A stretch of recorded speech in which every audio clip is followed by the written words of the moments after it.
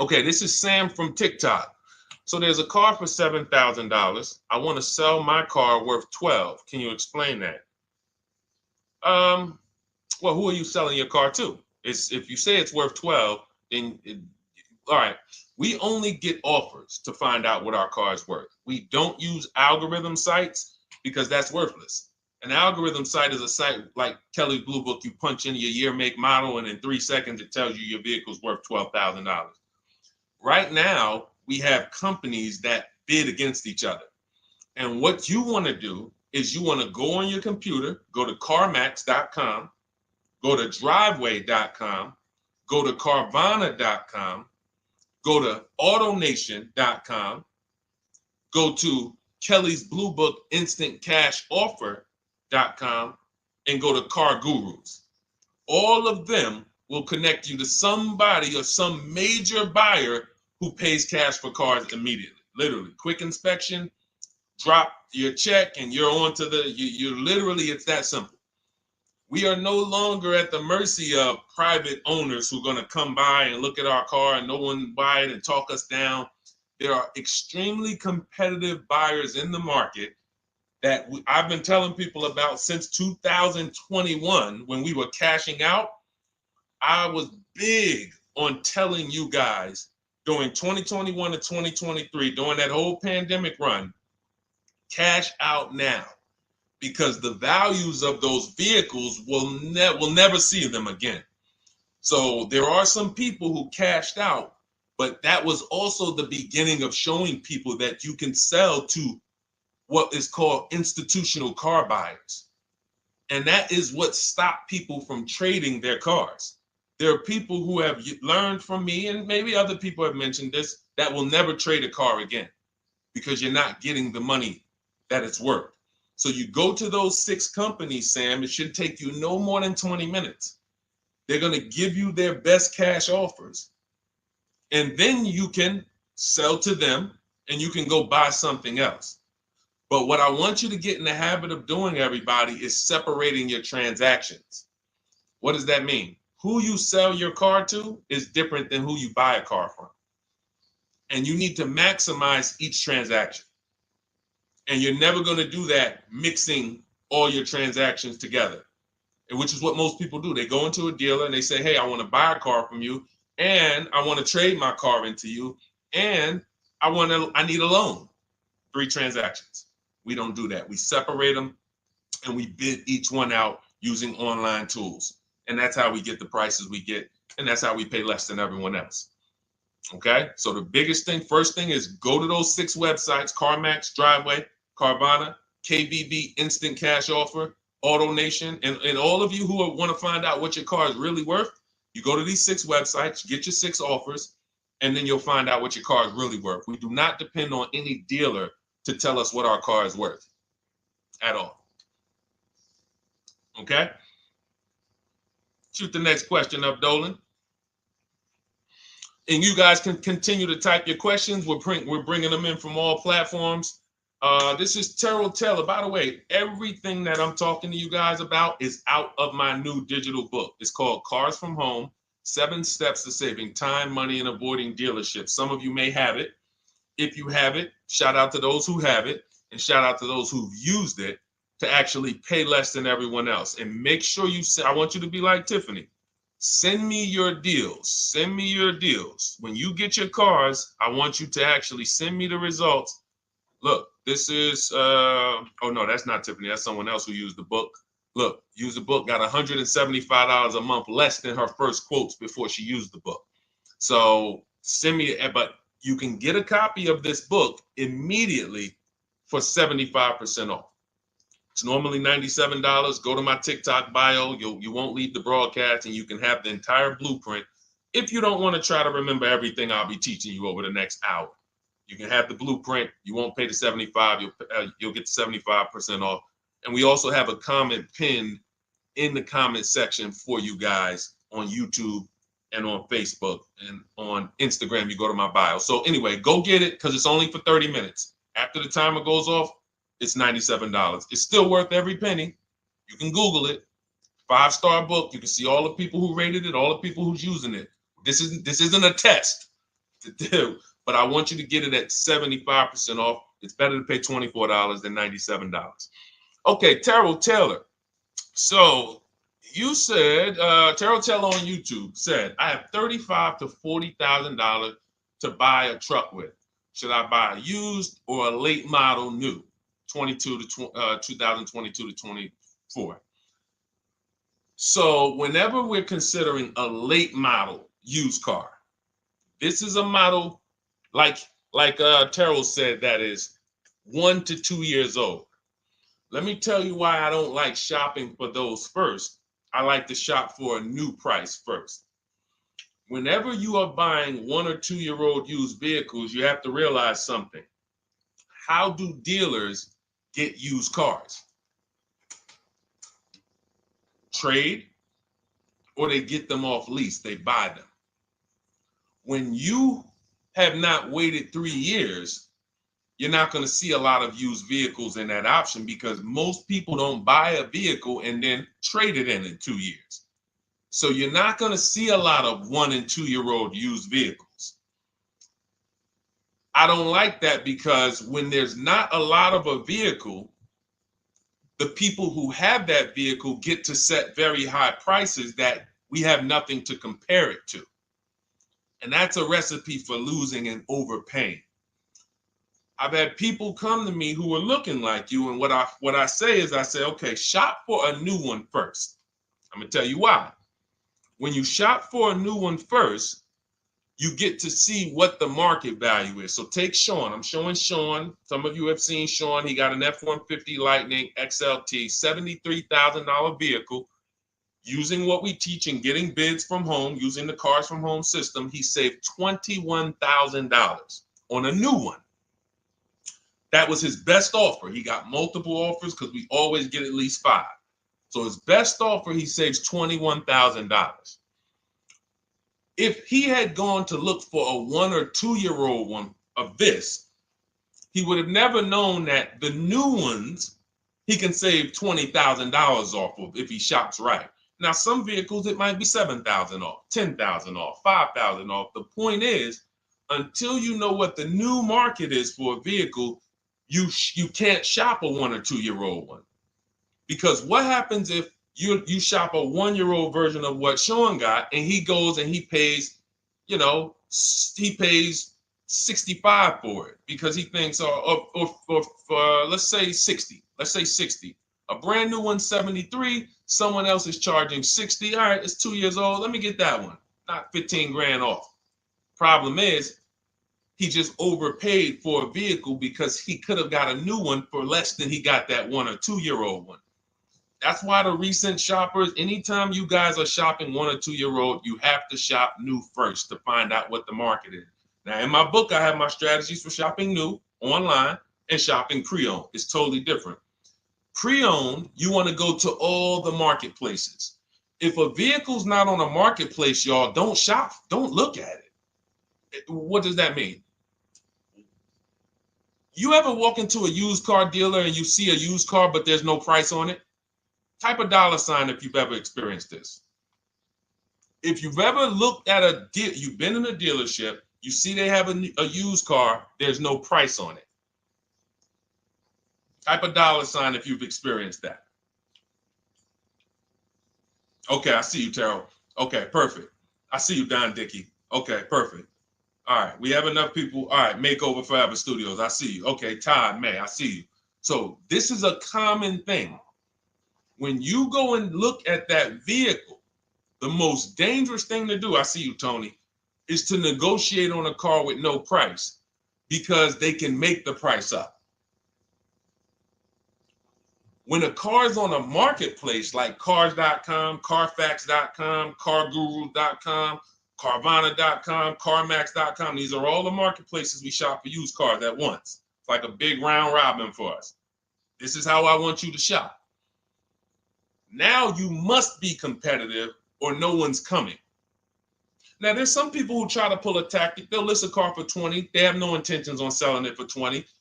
But they want you to come in and then they'll charge you more, fees, makeup fees and all of that stuff.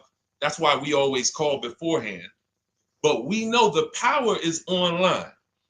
The competition is online. So when you're looking, Terrell, you're either deciding, all right, I'm either going to look for a new vehicle, find out what the market price is for the vehicle I'm looking for and how much I can save. What's my best offer? You need to get at least 5 offers. I'm telling you, it's going to be big differences. You have to prove this to yourself. Call around. If you want to do it manually, you don't have my book, do it manually, call around, speak to sales managers. You are going to see it's going to be a $5,000 to $10,000 difference minimum between all of these dealers' offers, minimum. And so then you want to look at the pre-owned options. Then you look at the pre-owned options. And the pre-owned options will tell you what the market is. And so this is only for you who are looking at recent model cars. If you're not looking at 1 or 2 year old pre-owned, this doesn't matter. But those people have a little bit more budget, and that's okay. That's okay. But when you have a little bit more budget where you can look at a 1 or 2 year old pre-owned car, that means you have a little bit more money to lose if you make a bad decision. So that's what you want to consider, Terrell. Shop for the new ones first, depending on what your budget is, and then look at the pre-owned market and say, all right, where's the pre-owned market? But that 1 or 2 year old, you're not going to have a lot. Until that 3 year cycle comes and dealers can start buying those vehicles back off lease, you're not going to see a lot of vehicles. That's why I don't play in that 1 or 2 year old zone. It's just a dangerous zone to play in. Dealers know, we're the only ones. Hey, we the only one that got this car within 50 miles.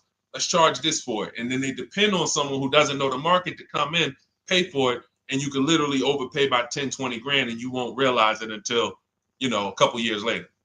Okay, great question though. Great question, Terrell. Go ahead, shoot the next one up, Dolan. Type your questions, y'all. We're going to get through as many as we possibly can in an hour. I see a lot of questions coming in. Let me try to speed it up. All right, this is Abigail from Instagram. How do I shop for cars and take test drives without feeling like I'm wasting their time? I'm nervous. Okay, first thing to realize, Abigail, you're a very considerate person. God bless you for that. You're about to spend 5 figures on a vehicle. Some of you 6 figures. I love the courtesy, but we are the prize. When you're shopping the way I want you to shop, some of you, this is your first time here. You don't even know, hey, who is this guy talking? I spent 14 years in the car business. 5 years with Mercedes, 5 years General Motors. I've been helping people buy cars and get below market deals since 2019, education-wise. I love it, but you deserve the experience. If you were walking into the mall to spend 15 grand, let's just call it 15 grand. How would you want to be treated? Like royalty, right? Right? So, but I'm going to answer your question, but I need your mindset. A lot of what we're discussing is going to be the right mindset. You are the prize. That's why I don't want you going to dealers begging for discounts anymore. I want you sitting at home making dealers bid. This is how we do test drives on new cars and leases. New cars and leases. This is how we do test drives. I have it in my book because it's that serious. You're either going to have a great test drive or you're going to have a horrible test drive experience. We call and we ask the dealer, who's the most experienced person there? Who does everybody like? Who's the person that, has been there for a long time, just has a great reputation? Oh, that's John. John is just, he's been here 20 years. Everybody loves him. Okay, can I speak to John? Hey, John, my name's Deshone. I'm interested in the Honda Pilot. I just like to test drive it. I'm in the process of deciding what I want.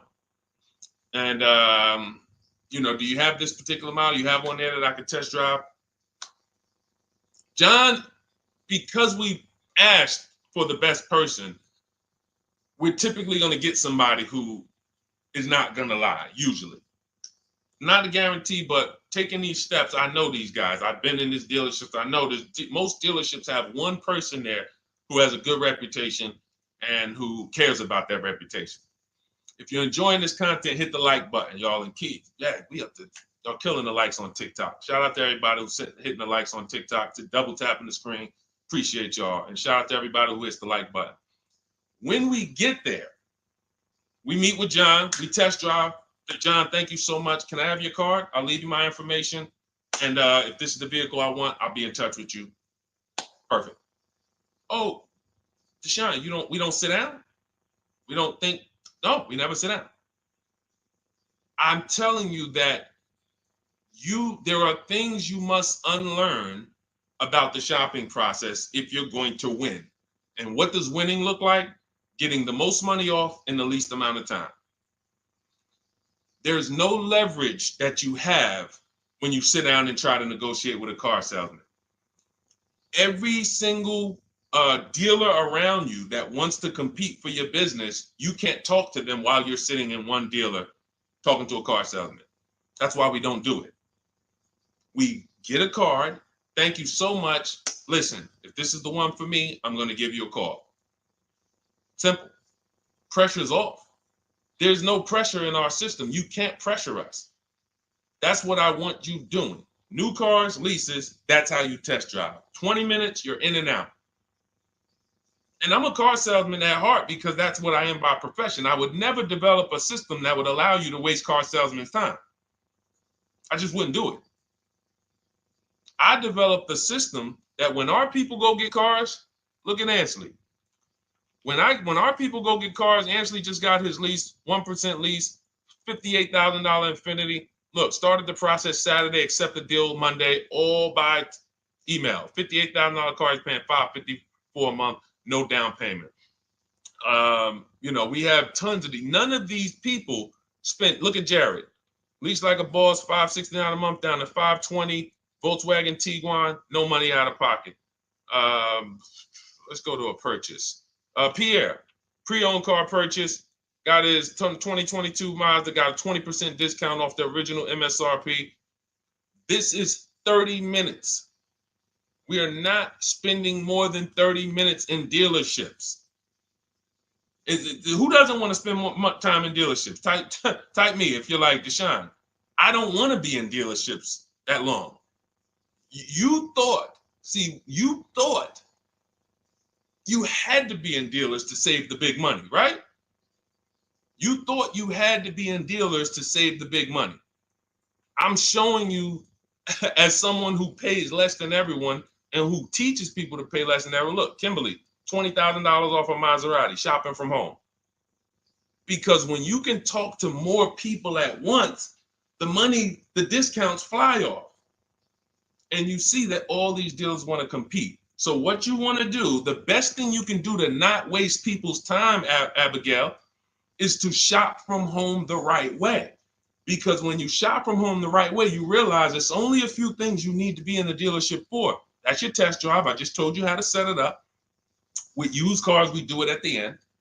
But we're only there for a second. In fact, when you go to pick up your car, they're going to tell you, thank you. This was one of the most easiest deals I ever made in my life. Because you came in, you emailed us, you knew what you wanted, you gave us the information we needed, we made you an offer, you knew what you were decisive. We have all these scripts. By the way, in my book, I have all the email scripts. You don't have to even think about what you're going to say. It's literally copy and paste, copy and paste, copy and paste, copy and paste when we're shopping for new cars and leases. With used cars, before I go to the next question, I want to hit on the used car process. Used cars, we must test drive at the end. We can't test drive used cars over here and then go and buy another used car over here. So what we do when we narrow our choices down on all these marketplaces to our top 5 favorite vehicles, we need to verify that there's no bogus fees. When I was shopping for my Infiniti truck, I narrowed it down to 4 vehicles. But I'm going to tell you something that's the most, who's bought a used car in their life? Type the letter U. I need you guys to program what I'm about to say into your brain cells for the rest of your life. Type the letter U if you bought a used car or if you plan on buying a used car one day. Type the letter U. All right, I see you, Michael. Don Dickey, okay. Terrell, I see you. Glizzy, Tony, okay. Lori, I see you. Victoria. Anybody who plans on this, let me tell you how. Okay, let me tell you how. All right. See, when I'm about to reveal big stuff, I got to kind of see how I want to say it. The marketplaces that we go to look at used cars on, They're never going to tell us what a great price is. And I'm going to tell you why. The only thing that matters, let's say we're looking at 4 white Honda Accords. 4, they're all white. These are the cars we want. We've narrowed it down. We're looking at 4. They all got similar miles, and they're asking price is $20,000. The marketplace is going to tell you what they think a good deal is based on algorithms. Based on all the vehicles listed on the market, this is a good deal. This is a bad deal. Here's what matters. How much was the original price of each vehicle? Why is this the only important thing? Because if we're looking at 4 white Honda Accords, but one of them was $35,000 when it was new, one of them was $39,000 when it was new, has a sport package, some special technology. One was $31,000 when it was new. One was $29,000 when it was new. What's the best value? What's the best value? You see how we clearly just went from, wow, all of these vehicles look the same, similar price, similar asking price. But once we found out, wait a minute, this one right here was $38,000 new. This one here has the cameras in it all around and the self-driving package, and it has the same asking price, or it's maybe $1,000 more. This is what I call the true value discount. The true value discount. And let me tell you why the marketplaces will never tell you this. Because if they advertise the true value discount, someone has to be at the bottom. In other words, when you're looking at Honda Accords, if you could go right to the true value, who's giving me the biggest discount off the original MSRP? That means the car at the bottom, they might be giving you no discount off the MSRP. We saw that during the pandemic. It was people selling, who remembers people selling Toyota Camrys, 3-year-old Toyota Camrys for the same price as they were when they were new? There was some deal, everyone wasn't. I know a couple dealers, I know a couple general managers who run dealerships who are ethical. And they said, look, I don't care what the market does. I can't sell a used vehicle for the same price it was when it was new. I'm not doing that. Because when that customer comes back in 3 years to deal with me, I'm going to have to help them again. And if I bury them in their car, then I'm not going to be able to help them. But there were plenty of people who was. The true value discount is all that matters, which means we have to know what the car was new. We have to find the Maroni label. We have to go on the Carfax. We have to go to where the window sticker is and get the original price. And then we'll clearly see, oh, that's the best used car. And no one else shops like that. No one else shops like that. If y'all get that, type dollar signs. If you get that, what I just said, type dollar signs. That is what is important, not what they tell you is a good deal. So going back to me, when I got my Infiniti truck, 4 vehicles, all in a similar price range, all white. They were between $1,800 difference from each other, similar miles. But once I found out that one was 46,000 new, one was 48,000 new, one was 52,000, and the one I ended up getting was 54,000. That separated it. The one that was 54,000 new, they were giving me a 42% discount asking price. These are things that help you cut through the mess, the smoke and mirrors of the car business. In order for you to win and pay less than everyone else, you have to cut through the smoke and mirrors. That's what I'm great at showing you because I was in the business. So these are the things that, again, if you say, Deshone, I need the whole blueprint. I need to give me the step-by-step. I'm leasing, used cars, high mileage, new cars. Give it to me step-by-step. That is my new digital book. It's called Cars from Home, 7 Steps to Saving Time, Money, and Avoiding Dealerships. It'll be in your inbox in literally 5 minutes, and you get yours for 75% off. Support yourself and support your family by getting your copy. Go to my YouTube comments. We have a link right there pinned for you guys. We have a link in the Facebook comments. Get your book for 75% off for the next 30 minutes. You'll see a timer on the page. Now, if you're on TikTok, click that picture of me and go to that link in my TikTok bio and click the one that says 75% off to activate the 75% off link. Get your book so that you never have to wonder about this. Now, we're going to continue, but I just know as we answer more questions, some of you are going to forget that. What we just went over in the last 10 minutes, this next question, you're going to forget all of that. All right? Now, Dennis Gamister from Instagram, on a lease agreement, does the deal use the MSRP or the discounted price? So when we're shopping for leases, this is what we do. We get all our offers this is how we construct our offers. If you've ever looked on these commercials and you saw, well, Deshone, when I look at leases, though, it seems like, one, they limit me on miles. And then I also see that they want a bunch of money up front. You are correct. But they only limit you on miles according to the miles you told them you were going to drive. They don't pick the miles for you. We select the miles. And what ends up happening is people will, because they typically don't know how to shop, they're negotiating. They'll say, all right, well, my payment's $400. That's my budget. I drive more than 10,000 miles a year, but I guess I'll just take the 10. Instead of paying $20 more to get 12, they'll take the 10, and then they'll say something like, if I go over, I'll just buy it. Horrible idea. Absolutely catastrophic idea. Or if I go over,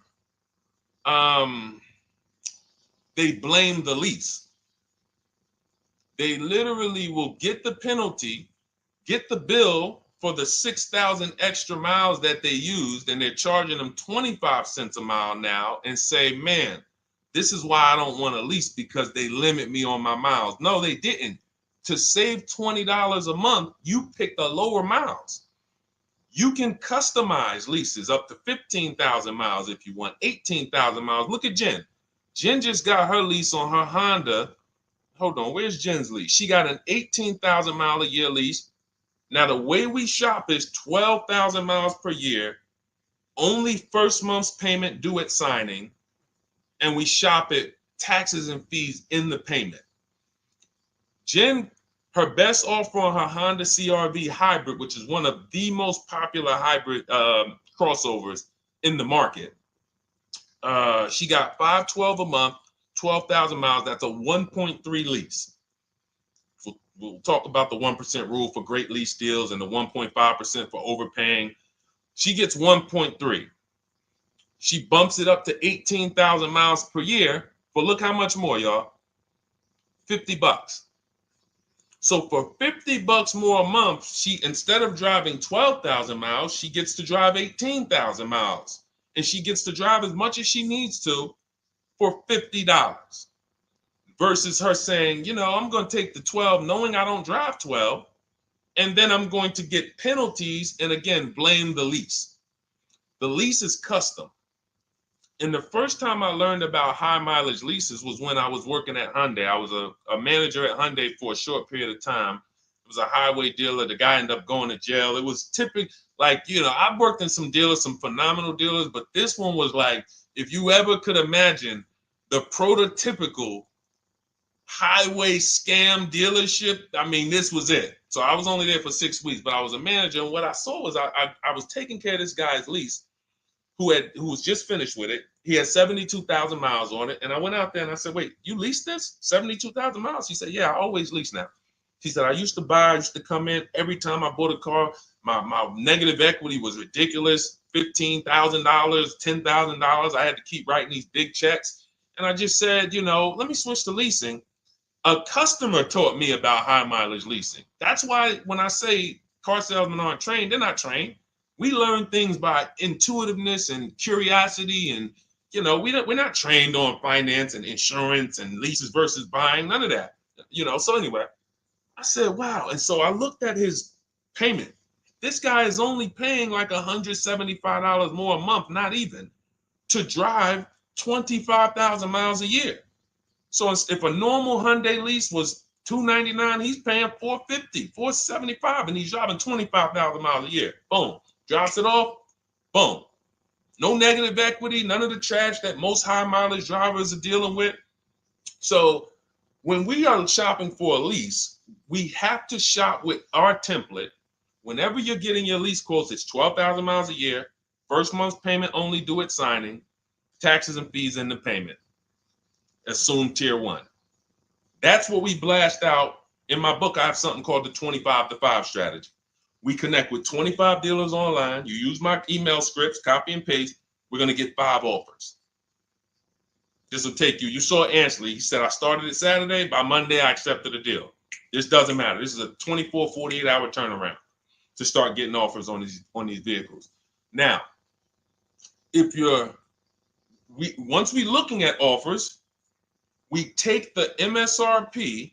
We take the monthly payment. We divide it into the MSRP. So let's just say we're shopping for a vehicle. It's $40,000. One of our offers is $400 a month. $400 a month. No money due at signing, just $400. We drive off. We divide that into the MSRP, not the selling price, the MSRP. So now we divide that into 40,000. We can see and we multiply by 100. That's a 1% lease. The 1% lease rule has been around for the last 20, 30 years.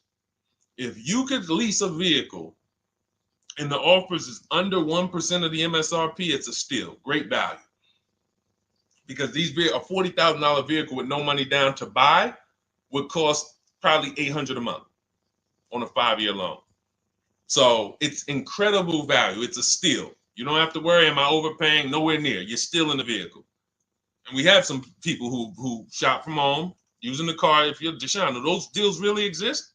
If you're on YouTube or Facebook, you can see right now. Look, Greg got a 1% lease on his Kia EV6 Win, $527 a month, $56,000 vehicle. Look, Zafrina, $579 a month, $65,000 vehicle. Ansley, you saw Ansley's Infinity. Rosalie's Infinity truck. Right here. Look, it's paying $592 a month, $59,000 vehicle. 1% lease deals are out here when you know how to shop. Now, that's a steal. That doesn't mean that's the best. That doesn't mean, if I can't get a 1% deal. In order to get a 1% deal, you have to not just shop. You need major support from the manufacturer. The lease program has to be good. The rebates have to be good. The residual value have to be good. The money factor, which is the interest rate, have to be good. There's a lease program that no dealer can control. So when we get these offers, that's how we're judging them. Divide the monthly payment into the MSRP. In my book, I have a calculator that I created where we put all our offers into it, and then it spits out what we call counter offers. So we get 5 offers, 7 offers. We put them all into this calculator I created. Again, this is the best $24. If you get there for $24 before that 30-minute timer and you get your copy, it'll be the best $24 you ever spent. I hold myself accountable to that. You can Google the book and read the reviews. There's software that we created that that's how you're judging your leases. You're looking and you're comparing to the 1% rule. Now, when you get to 1.5%, we can't make those deals. We're paying too much for a vehicle that we're giving back. We have to see, there was no indicator before I created the 1.5% rule. As much as I love educating people on leases, the only people who should be leasing is if you're not keeping your cars 8 years. All of you long-term people who you keep your cars more than 8 years, don't think about leasing at all. You should be shopping for below market purchases. But if you're not keeping your cars 8 years, you're losing thousands of dollars not leasing cars. Depreciation is where you lose. Resale value is where you lose. So the 1% rule is what our anchor is, but 1.2 is great value. 1.3, great value. 1.4, good value. 1.5, good value. Anything over 1.5, now we're paying too much for a vehicle that we're giving back. So that's how we're judging. That's how we're judging and comparing our lease offers. And with the calculators that are in my book, you can literally do this in seconds.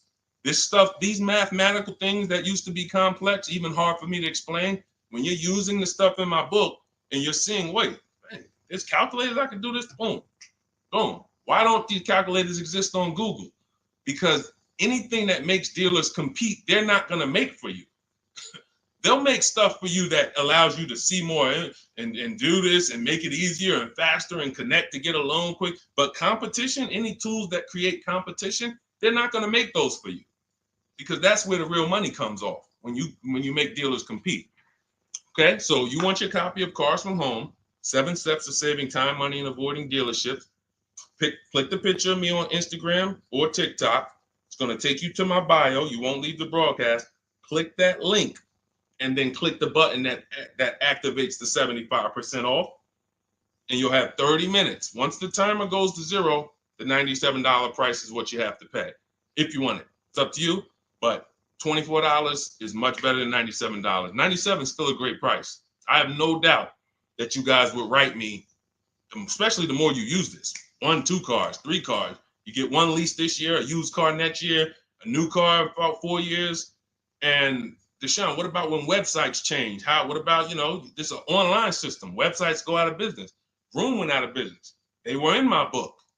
We used to get bids from them to sell cars to them. When we were shopping for used cars, they were in my multiple marketplace strategy. They went out of business. I went right into the master file, updated the 9,000 people that had a book. It was probably like 2,000, 3,000 at that particular time. And the next time people opened the book file, there was no room. That's why the book is digital. That's one of the reasons. You'll see the other reasons is I have scripts that I link you to. I have PDFs I link you to. Videos I link you to. I couldn't do this with a real physical book. So again, in the YouTube comments, in the Facebook comments, we have a link for you guys to get your book at 75% off for 30 minutes and use it. All right, Dolan, shoot the next one then, brother. Let's go. How old of a used car should a person buy? That's based on budget. I like to start with, when we open those marketplaces, Tony, you want to start with the most recent cars. The first thing you're doing when you open up the marketplaces, y'all, first of all, we're creating accounts. Out of all those marketplaces I named, 6 or 7 of them, we use 8. We use eBay Motors, we use Carfax.com, we use Cars.com, Autotrader.com, CarGurus.com, Carvana, CarMax, Driveway, and that's 8. 7 of those, or 6, allow us to create an account. Why is it important to create an account? So that every single new car that matches our criteria, as soon as it's listed, we get a notification.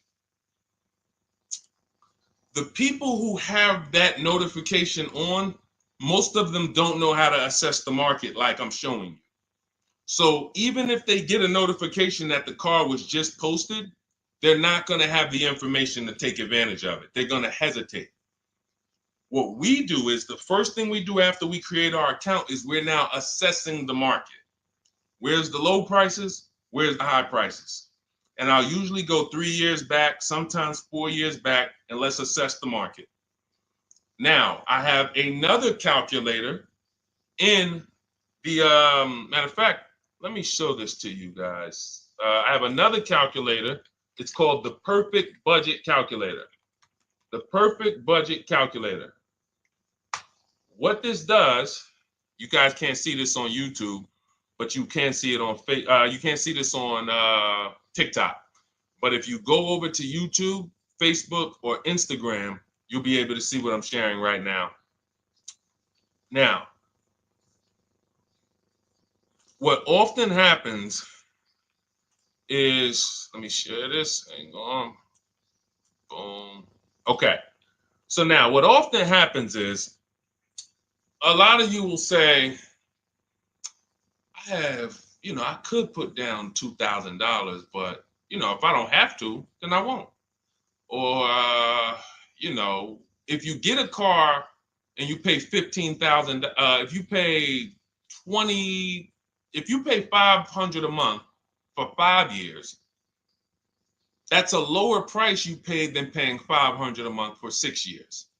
So ways to manipulate our budget is to shop within our budget for a shorter loan. This is all stuff where I said, okay, people don't know they need to be doing this. So let's make a tool that does it for them.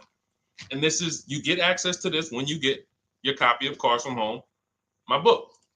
So let's say we do something called an equity assessment. Everybody who has a car, remember I was mentioning a little while ago, we go to these websites, Driveway, Room, or all these, and we find out what our car is worth. Let's say you're like, man, okay, if I sell my car to CarMax, I'm actually going to have $3,200 of equity. All right, so when I sell, I'm going to put that into my budget. All right, now max, my down payment, max I could comfortably do is $1,500. That's max.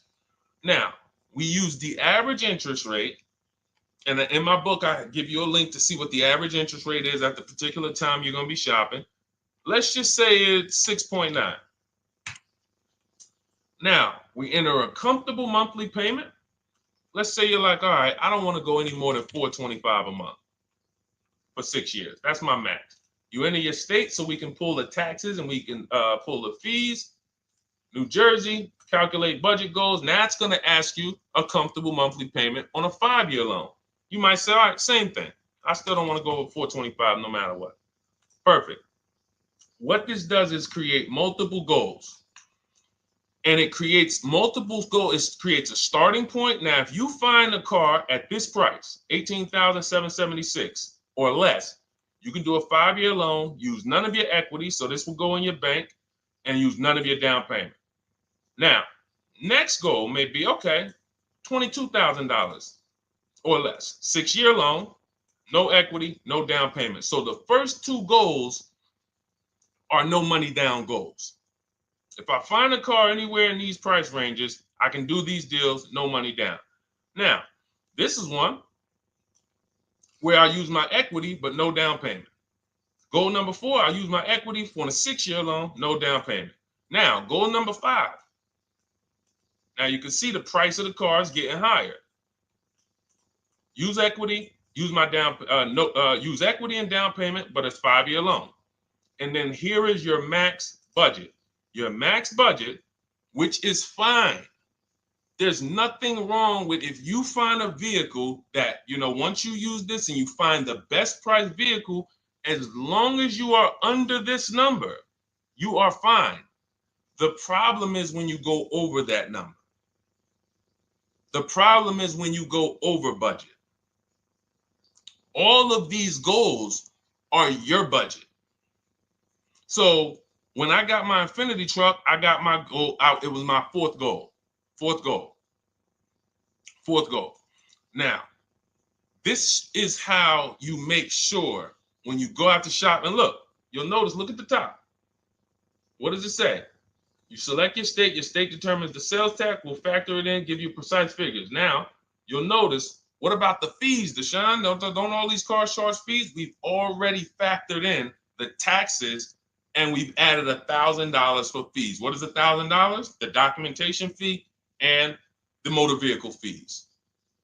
It's all in there. So you can go out and know that's my max budget. I cannot buy a vehicle, make a deal on a vehicle where my purchase price is more than $26,729.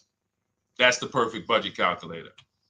So there are certain things that I had to create. No one does them. Everything that I was referring you guys to, all the websites, I was doing this, and there was some things where I couldn't refer you to anything because it doesn't exist. We had to build it. So this is how we make sure we are shopping, whether it be for new cars, used cars, below our budget. And that's not how you make, but here's the thing. I need you, before we go to the next question, I need you to understand something. That doesn't make sure you pay below market price. You have to combine this with getting bids, because you can be within your budget and pay over market value. There's 3 types of prices you can pay for a car, whether it's a new car, used car, or lease. Did you pay market value? That's what everyone's paying. Average. Did you pay over market value? Our only deals we make are below market value. And the way that happens is through bidding and creating a marketplace around you where all these people are competing for your business. That is how you combine that with the budget. This will keep you below your budget, but it does not guarantee. If I gave this to you, all of you would be like, this is great. I'm never going to go over my budget again. But it does not, until you combine that with getting bids for whatever you're looking for, you still run the risk of overpaying, even if you're under budget. Okay? Clear? Type $ if you're all clear before we move to the next question. And there's no way for us to do this manually. If there was a way that you could do this manually, trust me, I would have told y'all to saw me make a video about it all day on my social media. There was just no way. We had to build software. And you know, in my book, you guys will have access to at least 5 calculators for counter offers for new cars, true value discounts when you put the new price you put the original new price of the used car deal, whatever used car you're buying, you put the new car price in, and then you put in the asking price, and it tells you the true value discount, perfect budget calculator. We have at least 5 softwares that I've custom built, and you know, to make sure you guys get great value. So again, you know, I didn't want to be the person who said, you know, you guys know, there's plenty of people who be like, man, the value I'm giving you guys, I'm gonna charge $2.99 for the book, whatever. The people who pay, they'll save the money. And the people who pay, there'll be some people, because some people are gonna pay, they just see value. Poor people look at cost. Wealthy people look at value. People who are into financial literacy they don't ask themselves, how much does that cost? They ask themselves, what's the value I'm getting from that? And I could have said, well, you know what? I'm going to help you pay less than everyone on new cars, used cars, leases. We'll do $200, $300 for the book. And I only want to sell it to 1% or 5% of the pie. But at the end of the day, my mission is to help as many people want to be helped. And so that's why I said, okay, $97. But even our welcome offer, you got a chance to get it for $24 if you get there before the 30 minutes is up. Okay? YouTube link, get your copy. And make sure you save the support email, guys. You see it scrolling across the screen. If, for instance, you don't get your book in 5-10 minutes, it's usually because you typed your email wrong. Reach out to my support team. They'll get you the book immediately. And soon as you pay, go to TikTok. Look, y'all see the links. Go to my bio on YouTube and Instagram. Get your copy. And as soon as you pay your $24, there's going to be a page that says screenshot this page. Right on that page, you can access your book. I want you to have the book immediately, but I also, in case you know, some of you type wrong, big thing, you know, we fat finger stuff. I want you to have the support email so that you can reach out to my team so we can make sure that book is in your inbox so you can use it and start saving money and building confidence. Okay, Dolan, next question, man. Let's keep it rolling. Okay, there's something about Mary on Instagram. I bought a car as is, and in less than a month, motor lock, can I sue for selling me a lemon? I'm not a lemon law attorney, but that is not what a lemon law case is based off of, in my understanding. Lemon law case is based on you buying a vehicle and the same thing continuing to go wrong at least 3 times. You know, that's a general overview of, you know, what the lemon law process is.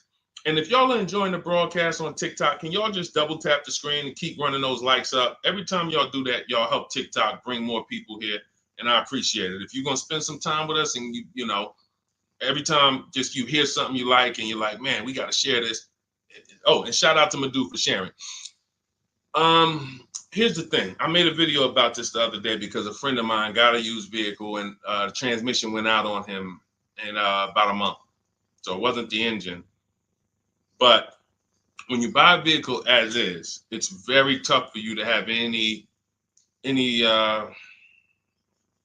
recourse, anything that you can do, because you're signing a contract that specifically says as is. It's very tough. What I would do if I was you, because the damage is done. I just find out what it would cost me to put a used engine in the vehicle, rebuilt in a used engine. You know, salvage yard. You need to, and especially if you're buying cars that you're paying cash and you're buying as is cars. These are probably cars that are under 10 grand, 12 grand. You need a mechanic. See, because that's a strategy. There is a great strategy called buying inexpensive cars and having a local mechanic so you could do what's right. Oftentimes you could drive those cars for a year or two and sometimes sell them for what you got for them because you've outlived the depreciation. Those cars are not depreciating as much unless you overpay for them. If you overpay for it, then it's going to drop because you overpaid for it. But if you pay a great price on some of these vehicles, you can oftentimes win with this, but it requires skills. One of the skills is, how do I avoid engine issues, transmission issues? So a couple things for those of you who may be going this route, you need to narrow your search down thoroughly based on title history, service records, accident history. That oftentimes you'll see, if I typed in right now 2018 Subaru Outback longevity. That's one of the things we do. It's in the 4th step of my book. Before we get prices on anything, we do a quick 5-minute search to make sure these aren't bad cars. There are bad cars out there, but there's data that shows us. If I type that in, it'll tell, okay, these vehicles are known for lasting 100,000 to 300,000 miles, depending on how they're maintained.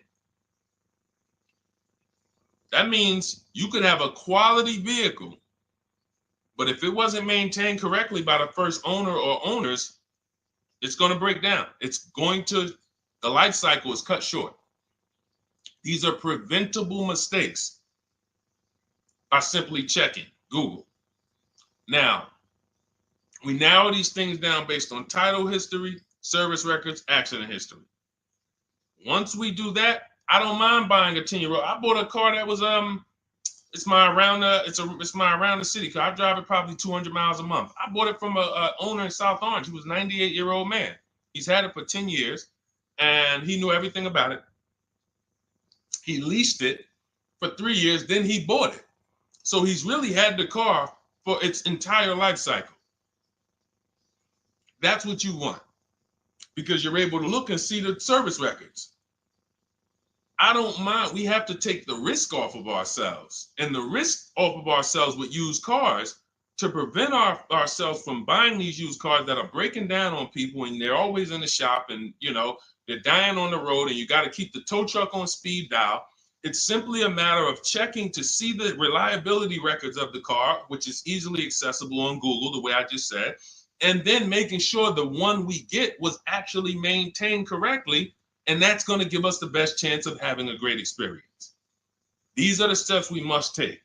But in your particular case, there's probably, I don't think you have a case. You can certainly reach out to a lemon law attorney. I don't think you have a case at all.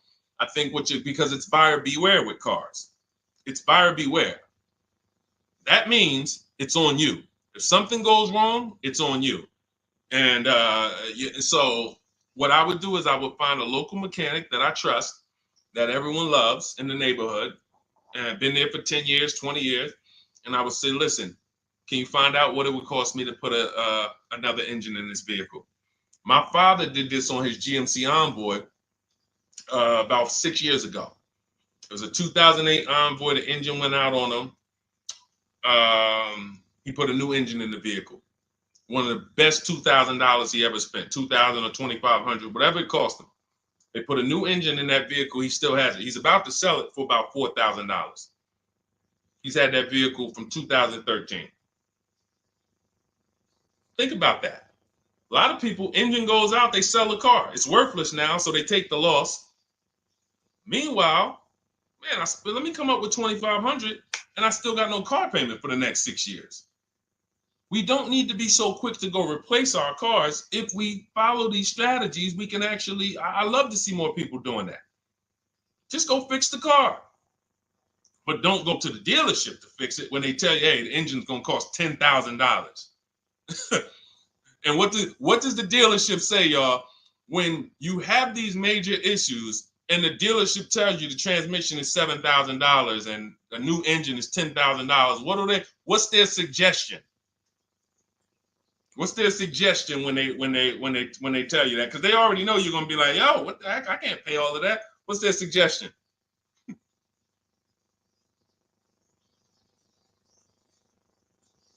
Let's see, let me give y'all some time to type. I just want y'all to know, like, this is how the system works. So I know somebody, look, thank you, Jay June. Trade it in. Thank you. You see how we can, oh, look, NY Anderson, buy a new one.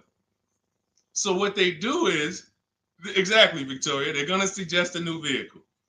So if we know, now watch this, as your vehicle is worthless, you don't have any opportunity to put it on a competitive market to see, well, how much would somebody pay for that? They've already assessed the value and they want to structure your deal, have you take that major loss for that engine. They're going to put the engine in for a lot less than that and they're going to resell it, and now they sold you another car. When you could have just literally went to a mechanic, got a rebuilt or got a used engine, put in that vehicle, cost you $2,500, maybe $2,000, and literally you're on the road for another couple years with no car payment, keeping money in your household versus now I'm in another $400 a month payment. Okay? This is what it's about. And if you're like Deshone, well, I don't want to keep a car that long. We talked about you earlier. You shouldn't be buying cars. Because the keepers on here who keep cars 8 years, 10 years, who has a car they've had in their driveway for more than 8 years? Type the number of years. I want to explain something we're going to help a couple people learn a lesson here about themselves, because they're going to be like, they're going to realize they're not keepers. Look, look, we need to show people, because some people think, oh, I keep my cars a long time. I keep them about 6-7 years. We need to show that that's not a long time in the world of cars and depreciation. So Michael, 15 years. Michael got a car that he's had for 15 years. Let's go. Type the number of years you've had it if it's more than 8. Look, Vancia, 11 years. Let's see. See, a lot of people don't keep their cars. Look, NY Anderson said, I drove my last car 14 years. All right, Connie, 15 years. She has a 2004 Chevrolet. Tony on Facebook, 2006. Now, watch this, y'all. If you ask me, Deshone, what's the way to get the most money out of a vehicle? It's to do what they're doing.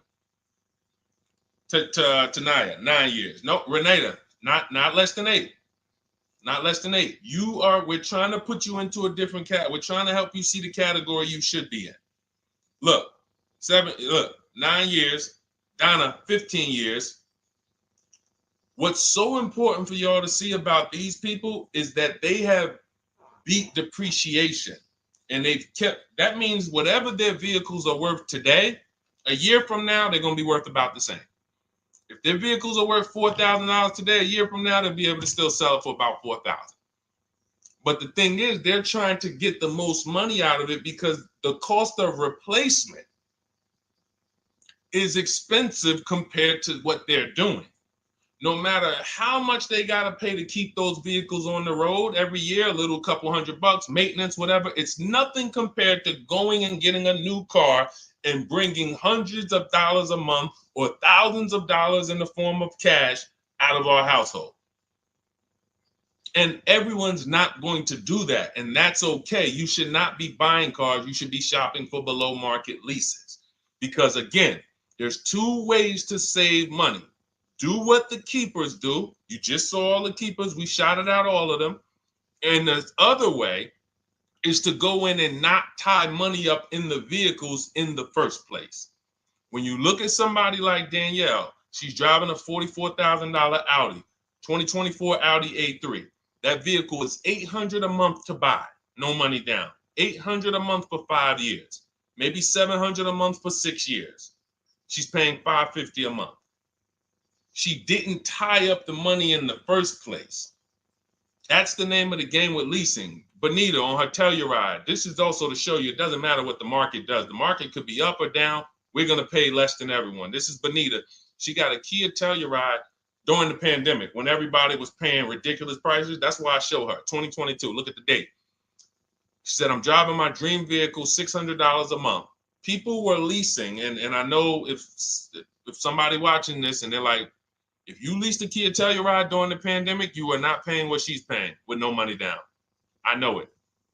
I know it. People were DMing me, Deshone, I want a Telluride. They want $900 a month for them.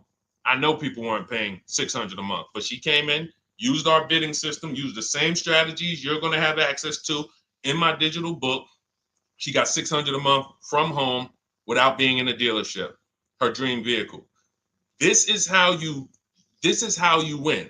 You're either going to not tie up your money in vehicles, you're going to drive new vehicles that don't have problems because they're always under warranty and you're paying cents on the dollar compared to people purchasing, or you're going to be a keeper like Michael and like Donna and like the people who said, okay, I'm keeping my vehicle this long. That's why in my book, it's 7 steps.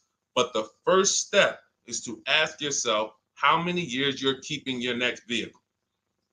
That is the first question I would ask you if you and I were shopping together. My first question to you would be, Michael, how many years you want to keep the next vehicle? 8 or more or less than that? If you said to me, Deshone, I'm going to keep it at least 8. All right, let's go for the purchase. New or used, depending on budget, but we're purchasing. We need to find a below market purchase. If you said, Deshone, I'm 6 years max. I can't see myself keeping a car more than 6 years. All right, we're going to shop for a below market lease. Because the money you're going to spend in a below market lease, when you get these below market lease deals, not commercial leases, not what you see on advertisements. Those are ridiculous prices. We don't pay those prices. None of these people that you see, Greg, Charles on his Palisade, none of these are advertisements. They're thousands less. But when you're putting money in the cars and you're driving brand new cars, this is how it was for me when I was 22. This started for me at 22. I was working for Pontiac and I leased a brand new Pontiac G6. It was $256 a month. $256 a month. It was like a $21,000 vehicle. Same time, I had a friend of mine. She got a I don't want to say it because she might be watching this, and this is no shot at her. I didn't understand enough to teach her back then because I was new in the business. She went and she bought, let's call it a Honda Civic. Now my car was bigger because the G6 was a mid-size vehicle. The Honda Civic is a compact vehicle, but she bought it. $20,000 vehicle, 22, whatever it was at the time, paying almost $500 a month. Like that's a $500 payment. That's what it is. So my young household, I got a newborn daughter. I got a new car I'm paying $256 a month for. Same time, it's got families around me. They're in their 20s, but they're paying $500 a month. This is what showed me, wait, something's going on. And I never stopped. I bought a used car at that time, but since I've had 4 Infiniti leases, I've had a Jeep Grand Cherokee lease, and people always think, gee, you must be paying ridiculous money. I see you get new cars every 3 years, but they don't. I'm driving $40,000 cars, $45,000 vehicles. I never paid over $400 a month. Not one of my lease payments was ever. I remember I got this Jeep Grand Cherokee, and it was a $35,000 Jeep Grand Cherokee Laredo, 2018. When I got my offers, the best offer was $330 a month. 12,000 miles per year. And that's what I was driving. If I was driving 15, I would have bumped it up to 15,000 miles per year. I got $330 a month. I went in there and I gave them $330 for that Jeep Grand Cherokee and I drove off. $35,000 vehicle. This is what I'm telling you guys. This is what is called deal structure. If your deal is not on the right foundation, if you buy, but you should have leased, you're overpaying by thousands and thousands of dollars. And you're going to have subpar vehicles with that run out of warranty, and you're going to have the same payment. You're going to have higher payments. I need you out of these two categories. I need you in one of these two categories. I'm either going to keep my vehicle long enough to beat depreciation, 8 years or more, or I'm shopping for a below market lease. I'm not going to be stuck in the middle no more, buying vehicles and then selling them while they still have a loan on them, negative equity and all of this stuff. This is paramount. Okay, the buying versus leasing thing. I need most of you to put this to bed today. And I think I'm one of the only people that goes into buying versus leasing by the numbers. It's not opinion based. It's not, oh, I think you should lease if you're, depending on the car here, it doesn't matter the car. Doesn't matter the car. You can see Teddy's, let's show Teddy's luxury. Teddy got a BMW. Doesn't matter. He wasn't going to keep it 10 years. Look, goes on a BMW 2024 i4 M50. It's a $73,000 vehicle, $856 a month. $856 a month. Look, he said the dealer's initial offer came in at $937 using the counter offer calculator. Using the counter offer calculator, he counted at $829, $856. If you just jumped on the broadcast, I showed you some of the calculators that I created that are in this book. In my book, there's a reason it's 5-star rated. There's a reason people that you can go read what your peers say about that book. Get your copy for 75% off. It's in my TikTok bio. Click that picture of me. Click the link. Same thing on Instagram. Go to my bio. Click the link, and you'll see a button that activates the 75% off book. And if you're on YouTube or Facebook, it's in the comments section. 30 minutes only.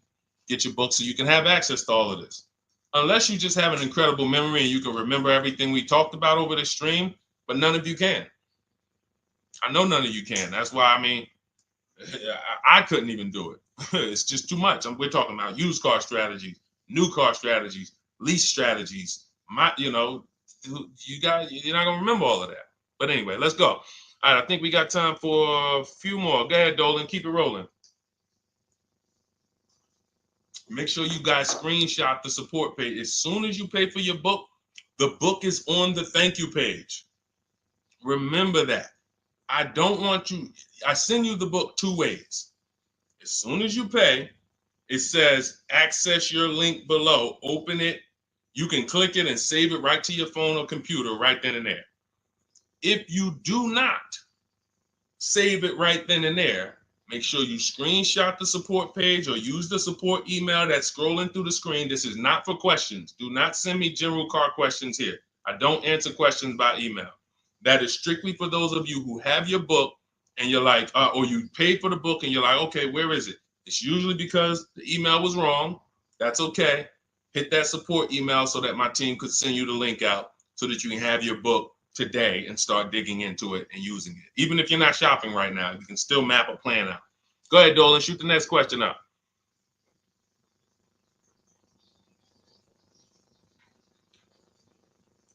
All right, this is Victoria from TikTok. Any tips for how I can get the highest trade-in value for my existing vehicle? Of course, bids. Bids. First of all, you just said a curse word. You may not know, but we don't use that T word here because you're never going to get anything. You're not going to get a max value for anything trading. We are fortunate that we have the opportunity to get bids from cash buyers in the market. And I'm not talking about cash buyers like Facebook Marketplace where a person, it's one of your neighbors from your town coming to look at your car.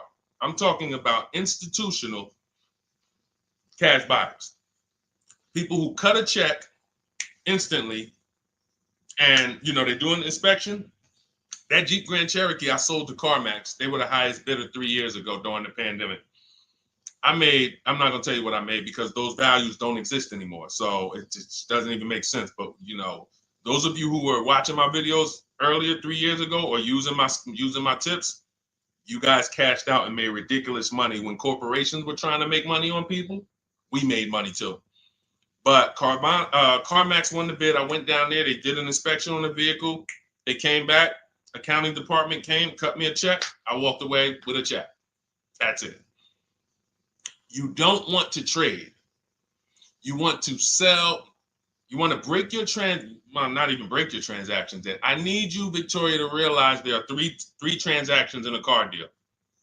Who you're going to sell your car to, That's one. Who you're going to buy your car from, that's another. Who you're going to get your loan from, that's the third one. Now, you're not always cash buyers. Deshone, I pay cash. Then you don't need that. Deshone, I don't have a vehicle to replace. Then you don't need that. But how do we make sure we get the highest value or the biggest discount? Bids. Each one, we make the market bid. So when what you should do right now, Victoria, this is step 2 in my book. After we decide whether we're going to buy or lease our next vehicle, that's step 1. Then we move to what is called the equity assessment. We need to find out, do we have equity or negative equity? Equity assessment.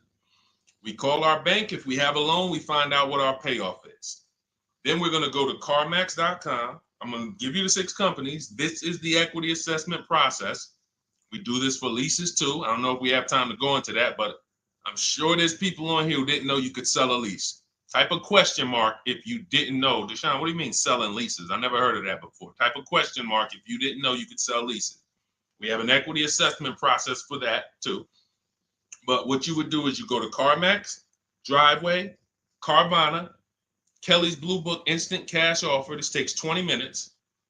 Auto Nation, Sell My Car, and Car Gurus, Sell My Car. Car Gurus, Auto Nation, Kelly's Blue Book Instant Cash Offer, Driveway, Carvana, CarMax. 6 offers in 20 minutes. That's bids. See, everything we do is a bid. That's how we have peace of mind. We don't negotiate. We make people negotiate with each other. There's 2 schools of thought. I want to remodel my kitchen. I want to remodel my whole kitchen. I go in and I have 5 people come out to give me a quote. One of them comes in and I start negotiating with them. Hey, you got to take less. Hey, you got to take less. You got to take less. I don't know if it's a good price or not. But when I come in, the first person comes in, I say, hey, okay, great. Is this your best offer? I'm having a couple other people come by. Oh, okay. Okay, thanks a lot. Next offer. Oh, next offer. Oh, well, listen, look, I could beat that. Oh, I'll give you another 5,000 off. They're competing against each other. When someone knows you are shopping their competition, you're making them compete with each other. They're negotiating with each other, not with you. That's a bar. Type of exclamation point if you got that. When people know you're making them compete with their competition, they're negotiating with their competition, not with you. That's the power of bidding. That's why we got grandmothers and single mothers that can come in and do this.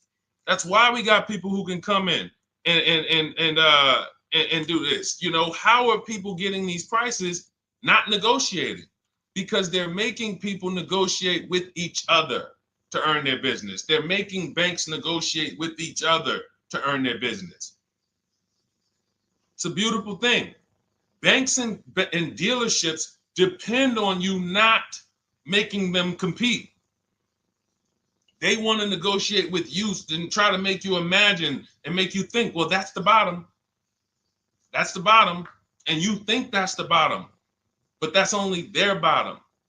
Their competition's bottom is different. Their competition's best interest rate is different. Their competition's best discount is different. And why is what we do so easy? Because we're right here in our houses. That's why our entire system, our company, my book, our mindset is called Cars from Home. Cars from Home. It encompasses everything we do. Cars from Home. So that's what you do, Victoria. First thing you do is you go to those 6 websites, get your 6 cash offers, and that's going to be higher than any dealer you would ever consider trading the car to.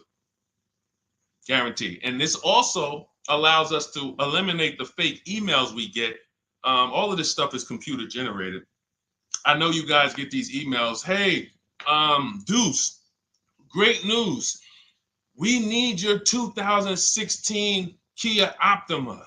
We have a customer looking for it. We'll pay you $2,000 over MSRP. Who's gotten those emails? We'll pay you $2,000 over Kelly's Blue Book. Who's gotten those emails? Deuce, the list is CarMax, Carvana, KBB Instant Cash Offer, Driveway, Auto Nation, and Car Gurus. Car Gurus. That's step 2 in my book, the equity assessment process. This is stuff we do before we start shopping. Decide whether we buy or lease is step 1. That's going to put our deal on the right foundation. Step 2 is the equity assessment. Everything we do is a path. It's a clear, easy path. Okay, so yeah, I forgot the question that I just asked, but let's go. I could already tell. See, I could tell when I'm winding down because y'all could tell stuff will start blurring to me. That's why I'm like, see, and if that happens to me, I know it happens to you. Like that's why I'm like, listen, grab your copy of Cars from Home. It's a digital book. You'll have it in your inbox in minutes. It has it's continued updates. I probably updated that book 5 times since we originally launched it. Added calculators to it. Those weren't in it originally. I've added the calculators. I'm committed to making stuff better without being like imagine this. Oh, well, you bought volume 1 of Cars from Home, but I just put a new tool in, guys. Now you're going to get volume 2. And now every time a website changes, you got to get volume 2 and volume 3. And 5 years from now, you're getting volume 9 each time. It's like, no, literally one-time cost. And I can't tell you if that'll be around forever. I can't tell you that. I can't tell you 3 years from now, I'm going to be giving free updates of the book. I don't know. But I know today, that's what it is. Everyone who gets their book, you get free updates as I update the book. Because there's value in that. There's value. I could send an email out to people every 3 years and ask them, hey, did you enjoy the book? They're going to say, hey, yeah. Well, here's the thing. My new version is this. There's value in that. It could just be $24. They're already a believer. Someone who used the book's already a believer. So they'd be like, yo, the new version, oh, I'm about to shop again. $24. I'll pay it again. It's the best money I ever spent. But for now, I'm not doing that. Those of you who have the book, you will get free updates, and we'll keep you on the list to make sure you always get free updates of the book. So your link for 75% off is in the YouTube comments. It's only good for 30 minutes. It's in the Facebook comments, and it's in my Instagram and TikTok bios. Click those links in my bio. Click the button that says 75% off my new book. Get there before the $97, before it goes back up to $97.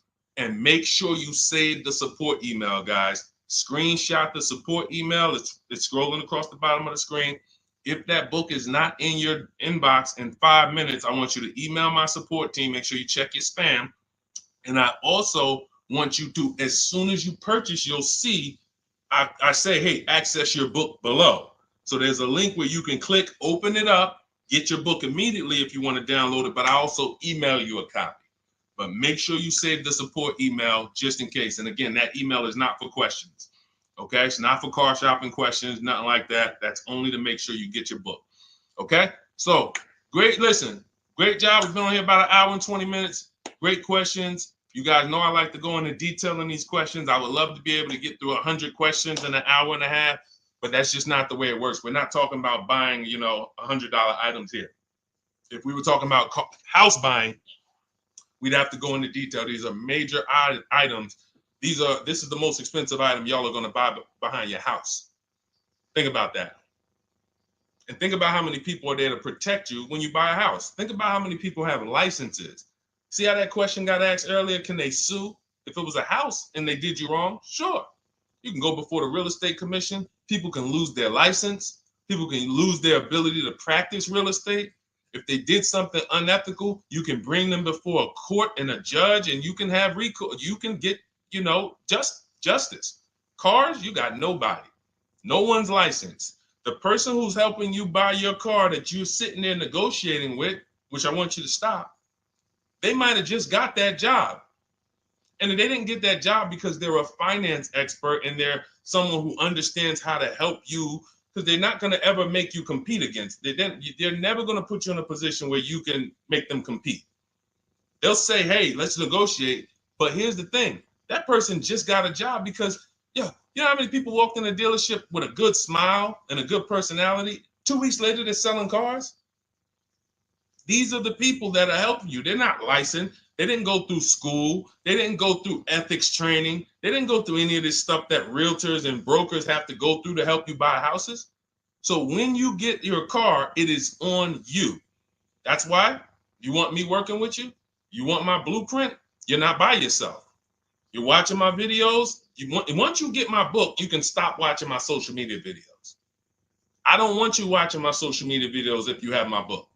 It's just going to confuse you, because what my social media videos do is warn you what not to do.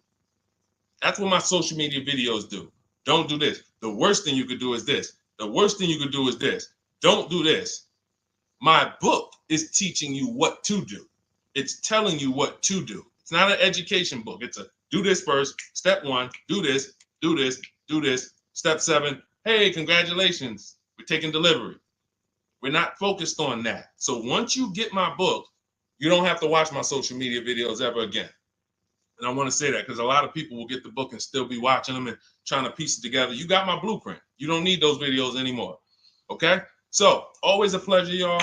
God bless you. To those of you who have your book, make sure you email me when you pick up your cars, send me all the details. Deshone, check this out. This is what I got. This is what I paid, so that we can bring you guys into the stream and continue to tell everybody about you. So about the results. All right. God bless y'all. I will see y'all on the next stream. Always a pleasure.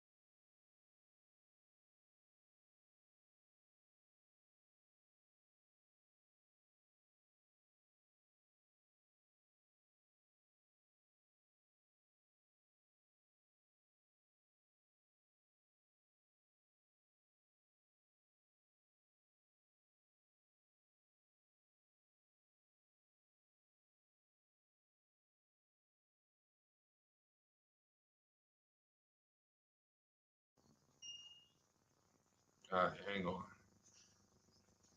Welcome to Car Shopping Questions and Answers. We are going to be going deep on all your car shopping questions. No question is off limits.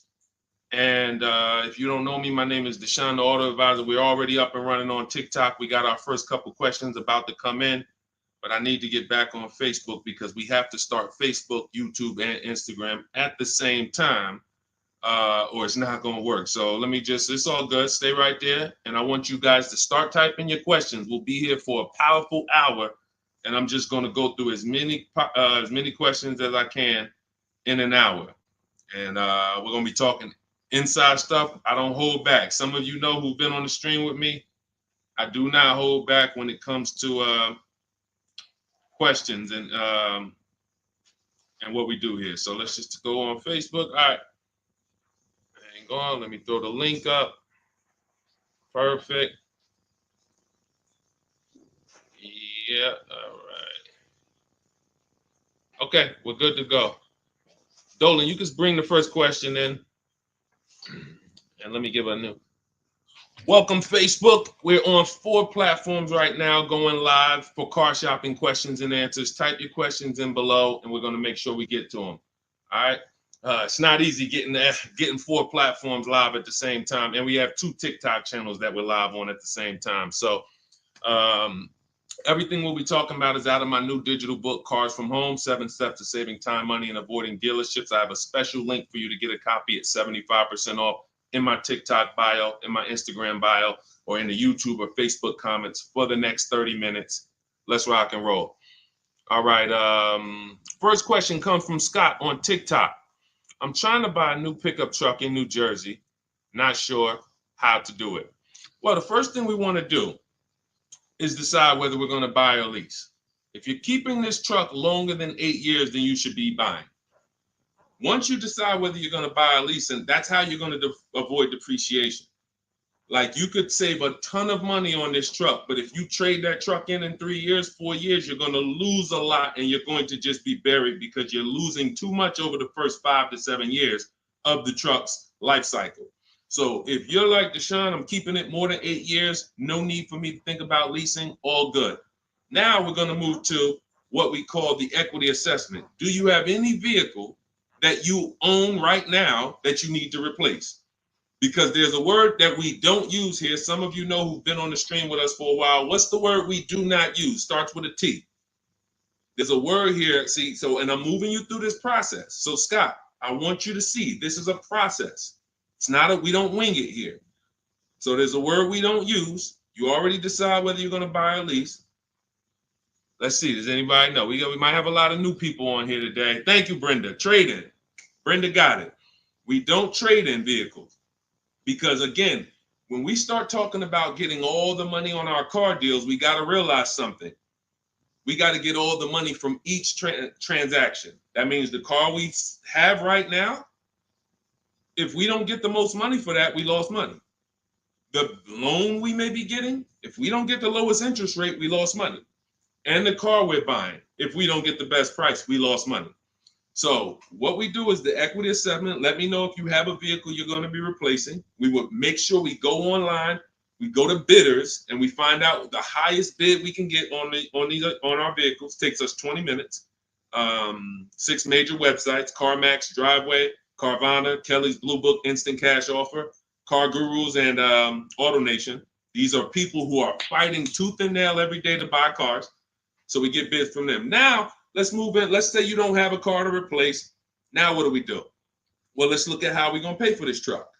Are we going to, let me turn on airplane mode to make sure I don't get any interruptions.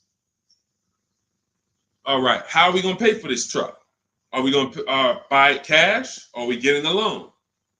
So if we're getting a loan, then we need to see, are there any special interest rates on this truck we're looking at? If there's 0%, if there's 1.99%, that eliminates us from needing to shop for a loan. That's called a subvented interest rate. No one's beating it. So when you guys see like Honda, if a vehicle you're shopping for has a 2.99% interest rate, 1.99, that eliminates us shopping. But there's one parameter we must look at in the fine print. What's the term? Is it for 3 years? Is it for 5 years? If they give us 0% for 3 years, a lot of people can't afford that payment. Interest is great. There's no interest. It's free money. But you got to be able to afford the payment based on the term. Then we move into looking at, is this a quality truck? It's a very important step. Let me tell you what happened. People used to buy Range Rover. When I worked at Mercedes, we had a Range Rover dealer right next door. People come in and get a great deal on a Range Rover, come in, feel like, okay, I won. That truck's in the shop every 90 days. Every 3 months. Lights going off, it's on a flatbed. We had people going in that dealership, literally. Maserati had a couple models, same thing. But there are domestic models too. There are import models. There are Japanese models too that have issues. So what we do is we do a quick search, takes us 5 minutes. Nothing that I'm talking about takes more than a couple minutes. In fact, our entire process to buy cars that I teach, my 7-step system, is 90 minutes to 2 hours. You can get the best, you can get below market deals on any vehicle in no more than 2 hours. So, but we can't get a below market deal and then find out we bought a bad vehicle. That means we lost. So whatever truck you're looking at, you would type that truck into Google and you would type, for example, 2024 Chevy Silverado, and you would type in initial quality. Initial quality, guys, is going to tell us what the data says about the vehicle in its first 90 days.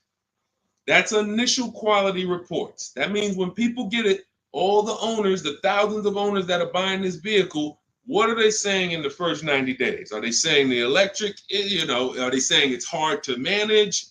It's too complex, there's issues. Initial quality we look at and we skim Google to see if we see any red flag articles.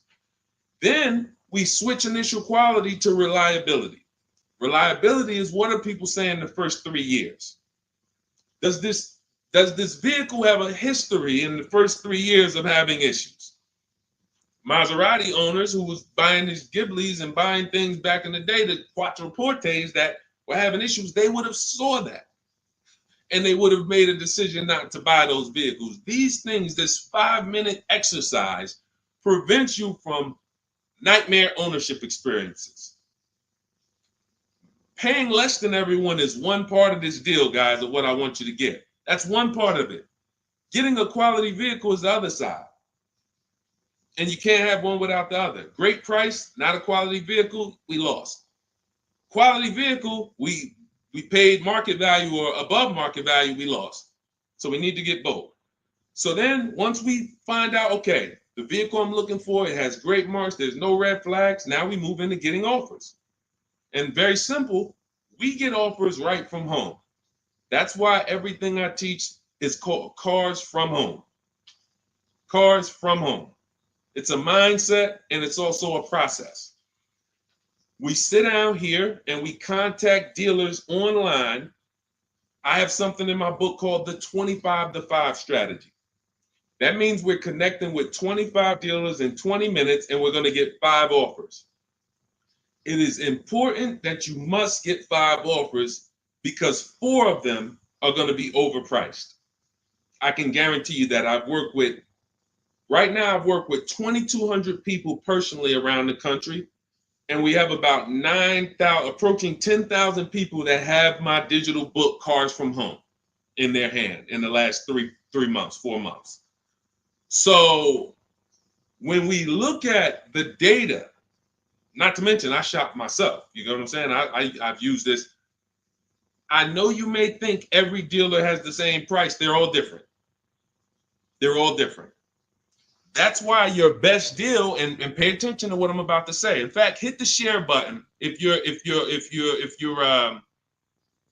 locked in. Share this with one friend because one friend might be out there shopping right now, overpaying. All right. Oftentimes, the dealers that are the closest to you are not going to give you the best offer because they think they own you.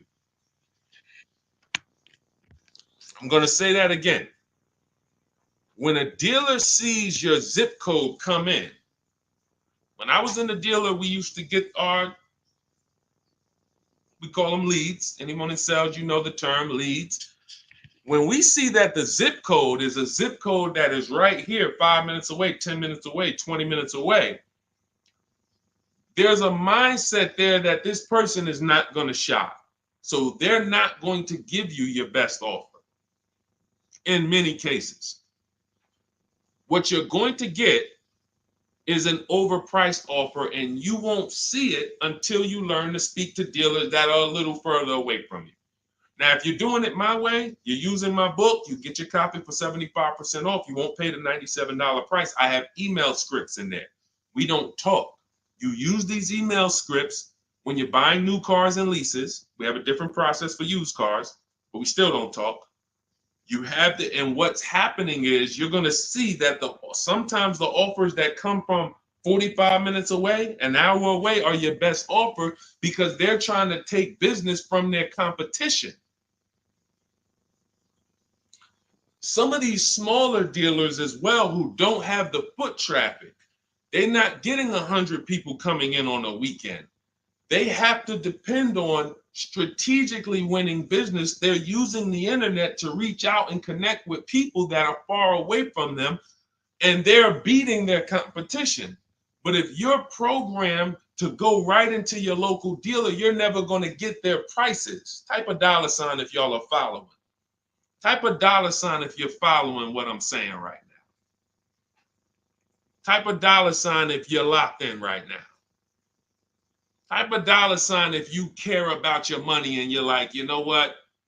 We're going to unlearn all the things that we were programmed to do.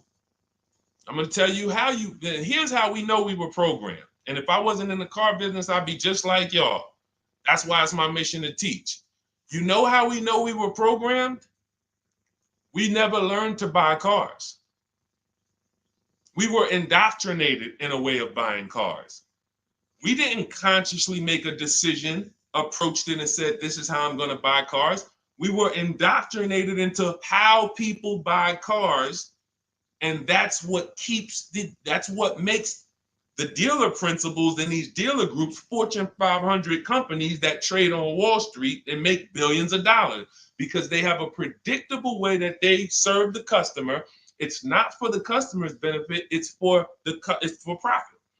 So when you start doing this, and Scott, I just gave you the first 5 steps of our process. When you start doing this, you're going to see that the same people who you thought really liked you, Charlie down at the dealership that he sold cars to you, your parents. When you start making Charlie compete, you're going to see Charlie wasn't really for you. You're going to see that. The same person who, man, we always bought cars from him, but when you start making them compete, things change. Things change dramatically. And that's going to reveal to you, oh man, Charlie, how long you been overcharging me then? How long? See, because one dealer's best offer is not another dealer's best offer. So it's not like Charlie's lying. When he says to you, hey, listen, Ashley, listen, Miss Whittington, I can't do any better than this. This is our best offer. He may not be lying, especially, you shouldn't be there, but we do this, we never talk numbers in a dealership. But once they say that's our best offer, that's their best offer. When you hear from another dealer online, it's a different best offer. Another dealer online, it's a different best offer. And then you start saying to yourself, okay, I just need to find a dealer whose best offer is the lowest among everybody. But we can't stick with one dealer, because you'll never see how much you're overpaying by dealing with one dealer. So that's the process, Scott. That's the start. If you embrace that mindset, you're going to win every time. My 2 favorite words are multiple offers. You want to protect yourself from overpaying on anything. I don't care if you're getting your house renovated, multiple offers. Those of you who's not a good negotiator. Before we go to the next question, because I see we got a lot more questions coming, and keep typing them, and Dolan's going to pull the next one. Before we go to the next question, who's not a good negotiator? Type me. Not a good negotiator. I know we got some negotiators on here. We got a good amount of people, but who's not? You just don't like it. You're either not good at it. You don't like confrontation. It's just not your thing. Who'll be honest and let us know. It's not your thing. Okay, I see you, Brenda. Okay. All right, I see you, Tony. Okay. I see you. Let's go. Okay, we got a bunch of negotiators. Okay, I see you, Michelle. Okay, they're coming in now. Okay. Multiple offers is, you never have to be a great negotiator. If you embrace multiple offers, you never need to be a great negotiator, because what happens when you start getting multiple offers, you're not negotiating with the person trying to sell you something. You're making them negotiate with the other people trying to sell you stuff. Big difference. When you negotiate one-to-one, you're negotiating with a person. When you make other people get bids and you get multiple offers, now those people are negotiating with each other to win your business. That's how we have deals. That's how we have people like Danielle here, who she got her Audi. She's paying a ridiculously low payment, $550 a month, $44,000 vehicle, no money down. That's how somebody like Sean saves 20 grand off of his F-150 Lightning here. Wrote me in. Now pay attention. Pay attention to what I'm about to tell you about Sean's deal. What's so important is he saved 20 grand, 21,000 off his new F-150 Lightning. But here's the big thing. When I asked him about the deal, I want to find his post. He said to me, no other dealer, I want you to see this. He has shopped locally. Where are we? I think this is it. Okay, hang on. Okay, I'll tell you what he said. He had to go 150 miles out to get that deal. He had to go 150 miles out to get that deal.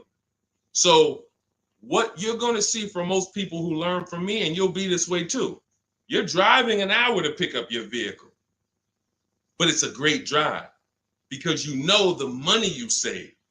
You don't mind driving an hour to pick up your new vehicle when you know that I'm saving $5,000 on this hour-long trip. All those other dealers close to me that felt like they owe me, none of them wanted to make me this offer. But this one deal over here, He's beating them by $5,000. I remember this young lady in California. She was buying a Volvo, and she had to fly. She called me. She said, Southern California dealer made me the best offer. They beat my highest offer in Northern California by $4,000. All the offers I got, the best one in Northern California, this dealer in Southern California beat it by $4,000. I said, so what you gonna do? She said, I just got the plane ticket. It was $70. I said, that's what I would have did. So we have to go to where we're saving the money, y'all. This is a one-time thing. You buy your vehicle from who's making you the best offer. You service your vehicle from where it's most convenient. Two big differences. All right, go ahead, Dolan. Shoot the next one up. Everyone who just jumped on, this entire stream is sponsored by my new digital book. It's called Cars from Home, 7 Steps to Saving Time, Money, and Avoiding Dealerships. It's already 5-star rated. You can Google it. For the next 30 minutes, you can get your copy for 75% off. It's my entire blueprint of leasing step-by-step, getting below market leases, getting below market purchases, getting below market pre-owned deals step-by-step, making banks bid for our business step-by-step. Now, 30 minutes only. After 30 minutes, the price goes back up to $97. So you can click the link in my TikTok bio, click that picture of me, or click the link in my Instagram bio, and come back to the broadcast after you get your book. As soon as you pay on that thank you page, I want you to screenshot that. There's a link to open the book right there. So not only will I email you a copy, on the thank you page, you click a link, and that book is right there too. So, and then for those of you on YouTube or Facebook, we have the link showing below. Link in the comments for you, and Facebook, you guys will see the floating link. So 30 minutes, get your copy. You won't pay the $97 price. You'll get yours for $24, and you have everything step by step. You won't have to remember any of this or watch my social media videos anymore. Okay. Scott says, dude, just wondering if you've heard of the Ford Flex Buy program, and if so, what are your thoughts? Well, let me do a little research on this. Hang on, because we can find out if this is going to be good for you or not. Let me tell you how easy it is when you figure this, Scott, when you grab this mindset, when you unlearn this. Hold on, they're saying they couldn't hear me on TikTok. Okay. Well, as long as you could, well, I know you guys can hear me here. We're on 2 TikTok channels right now. So let me see here. I'm pretty sure. Give me a, before we hit this question, let me make sure. Can you guys hear me on TikTok right now? Type yes. If we don't want to continue and people can't hear us. So let me know. But I see, these are the people I love right here. I love people who say, I'm going to get to it. Hopped off of TikTok, because we're on 2 TikTok channels, and now on Facebook. She said, I'm getting to this information. I don't care if I got a skim platform. I love it. Okay, so we're good. It must be just this one TikTok channel then that we're having issues with. So it's all good. Let me close this one out, and then we'll keep it moving. Okay, so this is how easy it is to find out if something's worth it or not. Does it make people compete for my business, or does it try to lock me into something? The competition is what saves us money, which is why none of these websites you're ever going to see is going to create competition.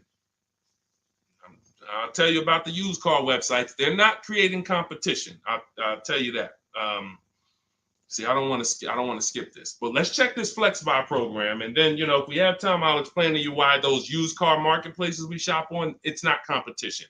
They're trying to sell you on variety. But let's check the Flex Buy program, and let's see how this works. Okay. So what is Flex Buy? Flex Buy is a unique payment plan for qualified buyers. Ford Flex Buy program payments start out lower, gradually get higher after 36 months. The Ford Flex Buy program takes the rate on a 60-month traditional loan and extends that rate to 66 months. The first 36 months of the loan, the payment will be lower as compared to the 60-month payment. The last 30 months of the loan, the payment will be higher than the first 36-month payment. Although every reasonable effort has been made to ensure the accuracy of the information. Okay, hold on. Let's see. I'm going to tell you what I don't like about this already, and I need more information. If this is in any way adjusting to the market rate.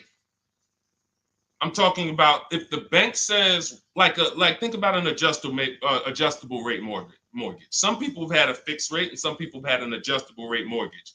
The adjustable rate is good for the lender because the lender says, all right, here, pay this rate that we agree on today, but in 3 years, 5 years, and 7 years on an adjustable rate mortgage, let's talk about what your new rate is based on what the market rate is. If that's in any way like this is trash.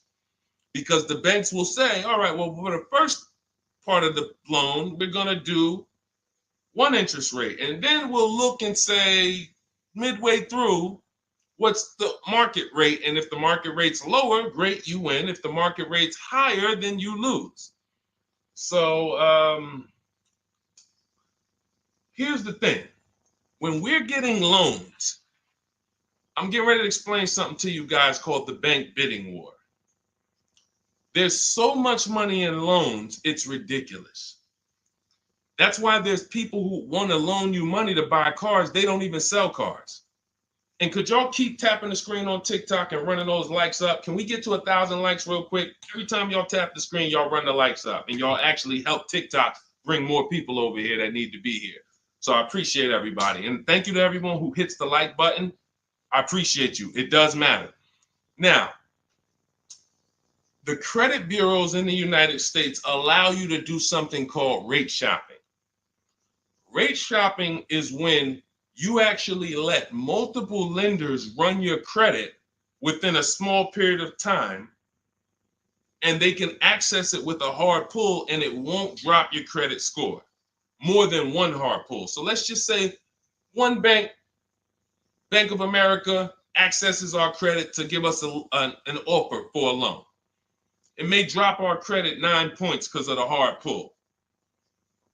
If we shop within the rate window, we can have 50 banks at credit unions run our credit, and it's going to affect it the same 9 points. That's called the rate window. I haven't heard anyone talk about this. I've been talking about this for literally over 2 years. I think I have a couple big videos that you guys have shared, watched, that talk about how to do this. When you are getting your offers from banks, you want to get them after you've already found your best deal on your car. Because once you get your best deal on your car, you have everything you need now to go to the bank or go online, call the bank and get an offer.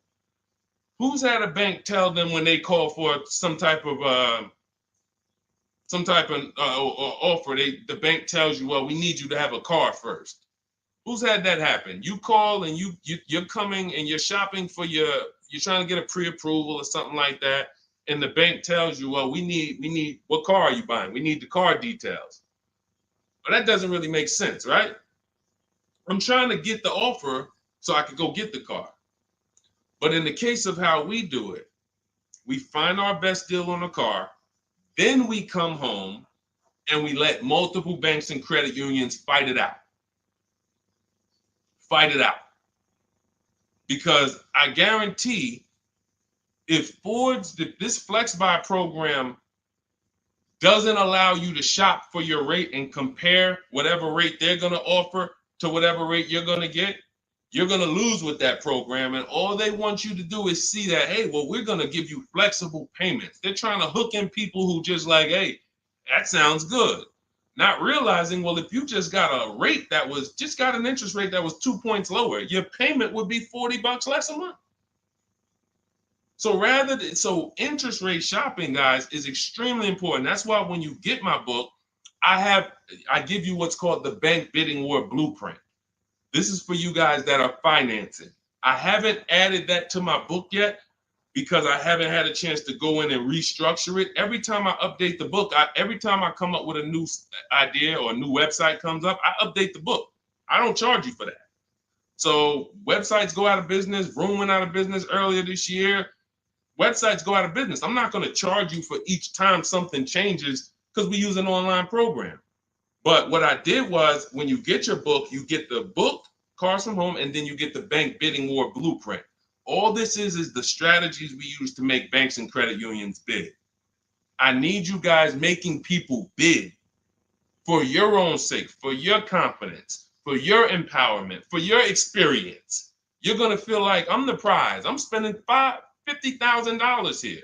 Why the heck am I begging people to sell me a car? Who's ever felt like they're begging people? Come on, can you take off another 1,000? Come on, can you drop it by $50 a month? Come on. You're begging people. Meanwhile, this is a 5-figure transaction. So when you flip the tables like we've been doing, like all of the people, if you're on Instagram or if you're on YouTube, you can see all of these people. You can see Zafrina, you can see Jared. Look at all these deals. People posting their numbers. Teddy, Rosalie. How does Rosalie get a 65? How much is this vehicle? How much? How does Rosalie get a $60,000 vehicle at $592 a month with no money down? How does she lease that vehicle at $592 when the same daggone Infinity advertisements we see say, hey, come put $5,000 down plus tax and you can pay that price? She did it with no money down. How? Bids. Okay? Bids. All right. Scott, if the program doesn't make people bid, it's no good. I don't care if it's flex buy, X buy, friends and family. If it's not making people bid, it's trash. It's for them, not us. Okay? I think I beat that horse down. So we can go to the next question now. Go ahead, Dolan. Remember, everybody, you have 30 minutes to get your copy for 75% off. Make sure you save my support email just in case you type your email wrong. Sometimes the book doesn't end up in your inbox. Just hit support, send them an email. My team works 7 days a week. Hey, didn't get my book. They'll get you a copy. We want the book in your inbox. We want you using it immediately. All right. This is Lorraine Celine. Thank you. I followed you in your advice on shopping for a used car, and I bought a 2007 Honda Accord at a great price. Thank you for your knowledge and advice. Amen. Congratulations. Enjoy it.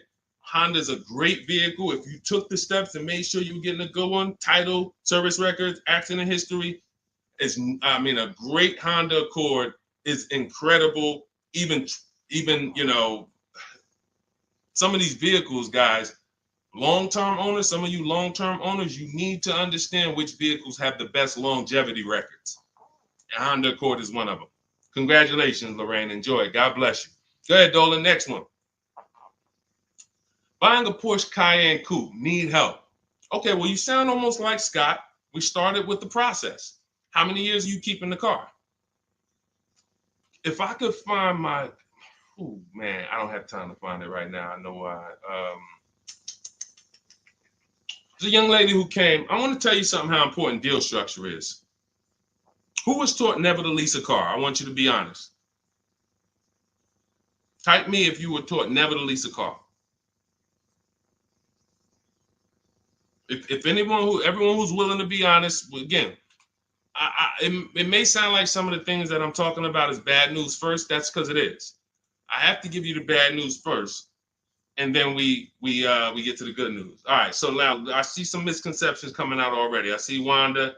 Okay. I see Black F22. He said you never own it.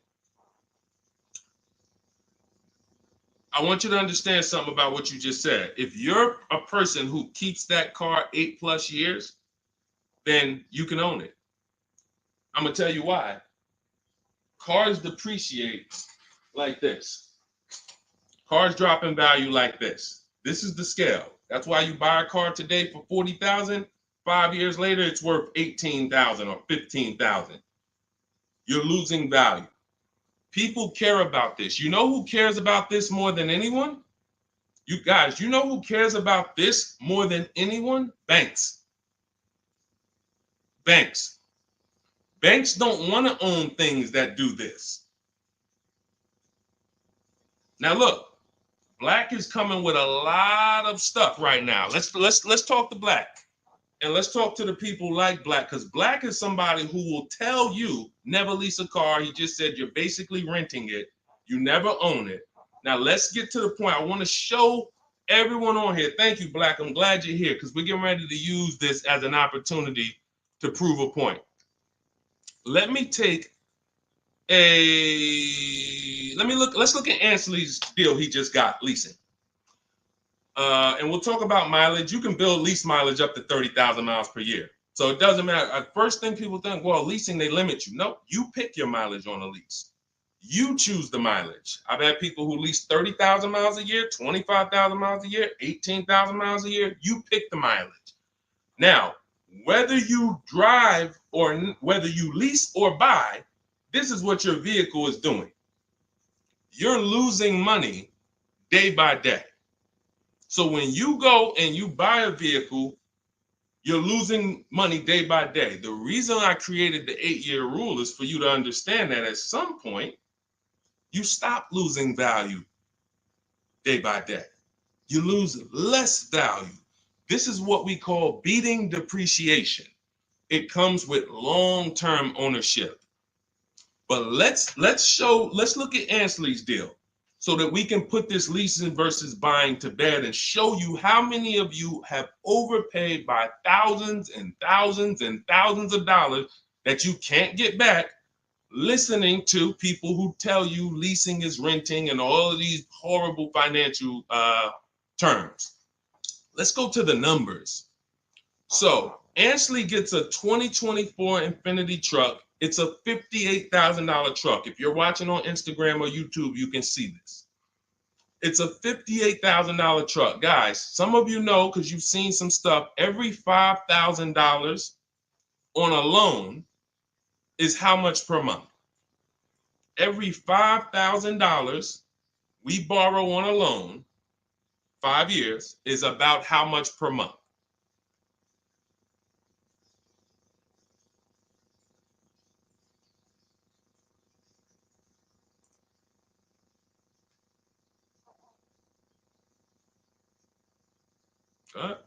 Anybody know? Thank you, Michelle. $100. Told you, shout out to the people who tapped in, locked in, locked in. See, I love the people who are locked in. It's some people who just, they sleep at the wheel. I need the people who are locked in. I'm really only talking to you. Now, that means this vehicle that Ashley went in to get, his $58,000 vehicle, if he would have just said, all right, I want to buy it because I was taught leasing is renting, how much is it going to cost me a month? No money down. Let's figure, we're going to compare apples to apples. No money down, because when you put money down into the deal, that confuses you. That actually makes you think you got a better deal than you really did. When you evaluate deals with no money going into them, it's easy to see where the best value is. Now, Ashley would have been paying $1,200 a month for 5 years. $58,000. That's not even full tax. Let's just round the tax to 60. Let's just say $1,200 a month. But Deshone, what if he got a good discount? Okay, I'll give you one better. Let's go extra conservative and let's play that game. Let's pretend that he's using my strategies and he found out a way to save a huge amount of money off this brand new Infiniti. He's getting bids, he's using my strategy, but he's not leasing because he's been programmed not to lease. So he's not leasing, but he's going to get bids. Now he saves $10,000 off the price of this brand new vehicle. $10,000. So instead of financing 60, he's financing 50. What's his payment, everybody? What's his payment? We just said every $5,000 is $100 a month. $50,000 vehicle. What's his payment? $1,000 a month. $1,000 a month. Okay. Now that's with a super discount. That's with a discount that's like anybody would be happy to save 10 grand. I'm proving the point here that you cannot get a good deal if you buy, but you should have leased. You lost. Big time. Now watch this. He's leasing and his payment is $554 a month. So now somebody like Black, somebody like Miggy over here that agrees with Black, they pull up in their Infiniti truck, right? And they pull up next to you. And y'all are both driving the exact same truck. And you look at them and you're like, hey, man, we got the same truck. Now they're going to say something to you like, yeah, you know, man, it's expensive though, man. It costs to drive this, right? And you're going to look at them and be like, oh, how much you paying? You know, I did a no money down deal. So I know I did all right. I did no money down, but I'm paying $1,000 per month for this. Oh, really? I did no money down too, but I'm paying $554. Wait, you? Yeah. Oh, yeah. I leased this. I drive it for 3 years, then I give it back. Oh, yeah, but I own this. I'm gonna own this in 5 years at $1,000 a month. This mine right here. Okay. All right. Listen. God bless you. Have a good enjoy, man. Enjoy. Now let's go one more scenario. Let's go to the person who says, Deshone, I don't buy used. I don't buy new though. I only buy used. Cool. Let's say you pull up in your new lease that you just got. And again, everyone shouldn't be leasing. That's why step 1 in my book is called the 8-year rule. It's the 8-year rule. If you are keeping vehicles at least 8 years, don't worry about leasing. You're going to beat depreciation. All of that money you're going to pay to own, all the $1,000, all these high payments you're going to pay to own, all this cash that has to come out of your pocket to own, out of your bank account to own, it'll be worth it in the long run. At least 8 years though. And the longer the better. 10, 12, 15, you really want. But less than 8, losing big time. So let's say a person says, oh, I'm going to get a used version. So they find a 3-year-old Infiniti truck just like this, but so instead of paying $60 for it, let's say they find one for $30. Let's give them a good price, good mileage. They think, oh, I'm good. What's their payment, everybody? What's the payment? Come on, stay by the keyboard. I need y'all quick because we're teaching something here to people like Black. They might not get it. I pray that they do, but they might not get it. But the people who are locked in financially, the people who understand financial literacy are going to get this. If every $5,000 is $100 a month and they buy a pre-owned version for 30 grand, what's their payment? Thank you, Michelle. 600. 600. See, he said 500. So this is how I know he's struggling. And I'm not trying to beat you down, man. I'm just saying when you're talking about something you don't understand, it's better to ask questions, not make statements. So now, we pull up. You have your new lease. You got this same deal, $554 a month. He pulls up in his 3-year-old version that has probably 1 year of warranty left. You both did a no money down deal. He looks at you and says, oh, wow, that's the new one, right? Yeah. This is the 2024. 2025. Oh, yeah, this is a 22. I just got this. I got a good price on it. I paid 30. Okay, cool. What's your payment? I pay 600 a month. What you pay for the new one, man? I know that must be expensive. I pay 554. Wait, what? Yeah, I paid 554 for this. No, you put a lot of money down, right? No, I didn't. I gave him $554. I drove off. It's understanding. That's deal structure. That's why when I came and started teaching 3 years ago, I had to teach deal structure. I couldn't teach people to just go in and buy cars, get great prices. If you get a great price, but your structure is wrong, you overpaid.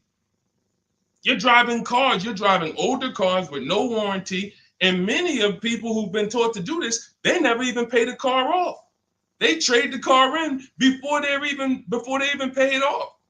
They literally, I used to have people walk into the Mercedes dealer and they look at me and say, Deshone, is that the new version? I'm like, yeah, that's the new one. He's like, I got 3 payments left on this. This one, as soon as I pay it off, I'm coming to see you for that one. So this is a person who paid these high payments because they wanted to own. They thought they were going to own. As soon as they get their title, it's like running a marathon. Oh, these high payments, these payments are so high, but one day I'm going to pay this car off. And then as soon as you get to the end of the race, you go start another race. It's horrible. It's horrible. And so that's why we don't move into any other step before we get to the buy versus leasing. That's why it's step 1 in my book. So we can sit here all day and compare numbers. There is no comparison to a person who's getting great lease deals versus a person who's buying. It's not even close. We're driving better cars. We're driving, they're usually always under warranty. We're paying cents on the dollar when you know how to get below market leases. I'm not talking about these commercials y'all see. That ain't nothing. We don't pay those prices. None of these people, look, you think Zafrina, who got a Jeep Grand Cherokee lease, and she paid Look, she's paying $527 a month. She's paying $527 a month. Oh no, that's Teddy. Hold on. You think Zafrina, who's paying $579 a month for a $66,000 truck, is ever going to she's not going to let this bad information get to her anymore. She's driving a $66,000 truck. So again, now let me, before we go to the next question, I'm going to just read some things from Black because he's over here typing. And I do want to give him the courtesy of reading because we just used him as a teaching moment. I think everyone learned. If you just got what I just taught about the leasing versus buying, type $sign. Just type $signs. If you got that point of me, see, no one talks to you about payments. They say things like never lease, always do this, always do that. But they never talk numbers. The reason why we go straight to the numbers is because the numbers don't lie. They say men lie, women lie, numbers don't lie. So when we go to the numbers, shout out to everybody. I see y'all. I see y'all. I see you, Wanda. I see you, Tony. I see you, Michelle. I see you, Megan. I see you, Brenda. I see you, Federico. That's the name of the game, is putting your deal on the right foundation so that you know, again, like I said, banks don't want to own vehicles. Think about that. Banks don't want vehicles that are not bringing income in. They don't want a depreciating asset on their books because today it's worth 40, tomorrow it's worth 39,800, the next day it's worth 39,700, the next day it's worth 39,600. That's what a depreciating asset is. They don't want them on their books in the short term. They're in the short-term business. And some of us are in the short-term business too. The only people that are winning long-term with purchases are those of you who keep your cars 8+ years. Because you beat depreciation. All right, so Black said, nah, bro. Okay. Keyword, no money down. You put 10 to 20% down, then it's a different story. You can't make this stuff up. Let's go. You cannot make this stuff up. Watch this, y'all. Watch this. I just compared 3 no money down transactions on the same vehicle. 3. New, used, new lease. 3, no money down. I'm telling people that when you don't put money down, you can clearly see what you're really paying. You can clearly see what you're really paying. Black comes in, he proves our point, which is he's going to put 10 to 20% down. Now he's pulling up next to you in your lease, right? You're $554 a month, brand new, fully warranted, all the latest and greatest features. Now he puts 10 to 20% down on that's $10,000 to $12,000. Think about this. He pulls up and he has a similar payment to you. So he feels like we're alike. He feels like we're pretty close. In fact, he may even feel like he's doing better than you because he's purchasing his and you own yours. I mean, you're leasing yours. But watch this. What about that $12,000 you gave him? What about that $12,000 you gave them? That's how people forget. That's why everything in the Car From Home system, when you get the book, you're going to see everything is about shopping with zero down, looking at offers, and then choosing, do I want to put money down to lower my payment? Money down does not buy your deal. I made a video about this. Some of you have seen it and shared it. People who make a down payment and think they got a deal. You have a deal before you put your money down, or you don't have a deal. A deal means I shopped all my offers, and then I found the dealer who was going to discount the vehicle the most. Now, how do I want to pay for that? Do I want to get a loan? If I'm getting a loan, what do I want my payment to be? Now I'm going to manipulate my down payment based on what I want my payment to be. That has nothing to do with the deal I got, but somebody like Black or people who move like him, hopefully we can help you get over these mindsets. But you have some very, very strong convictions, and you're confidently incorrect. That's dangerous. It's dangerous to be confident and incorrect. Dangerous to yourself and your family and your friends who will listen to this. If you are putting money into deals and thinking that you got a deal because your payment ended up being affordable, you in no way can win. First of all, you're letting the dealer manipulate two things: the price of the car they're selling you and the interest rate that you're getting from them exclusively. If you were just separating your loan from your interest, from the purchase, you would see that that's a losing strategy. You can't compare a person who's driving a brand new vehicle paying a low payment to a person who's paying the same payment but gave the dealer $12,000 to get to that payment.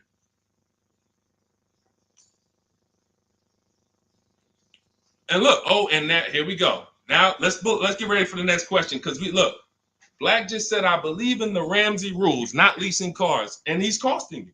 Now, let me ask you a question.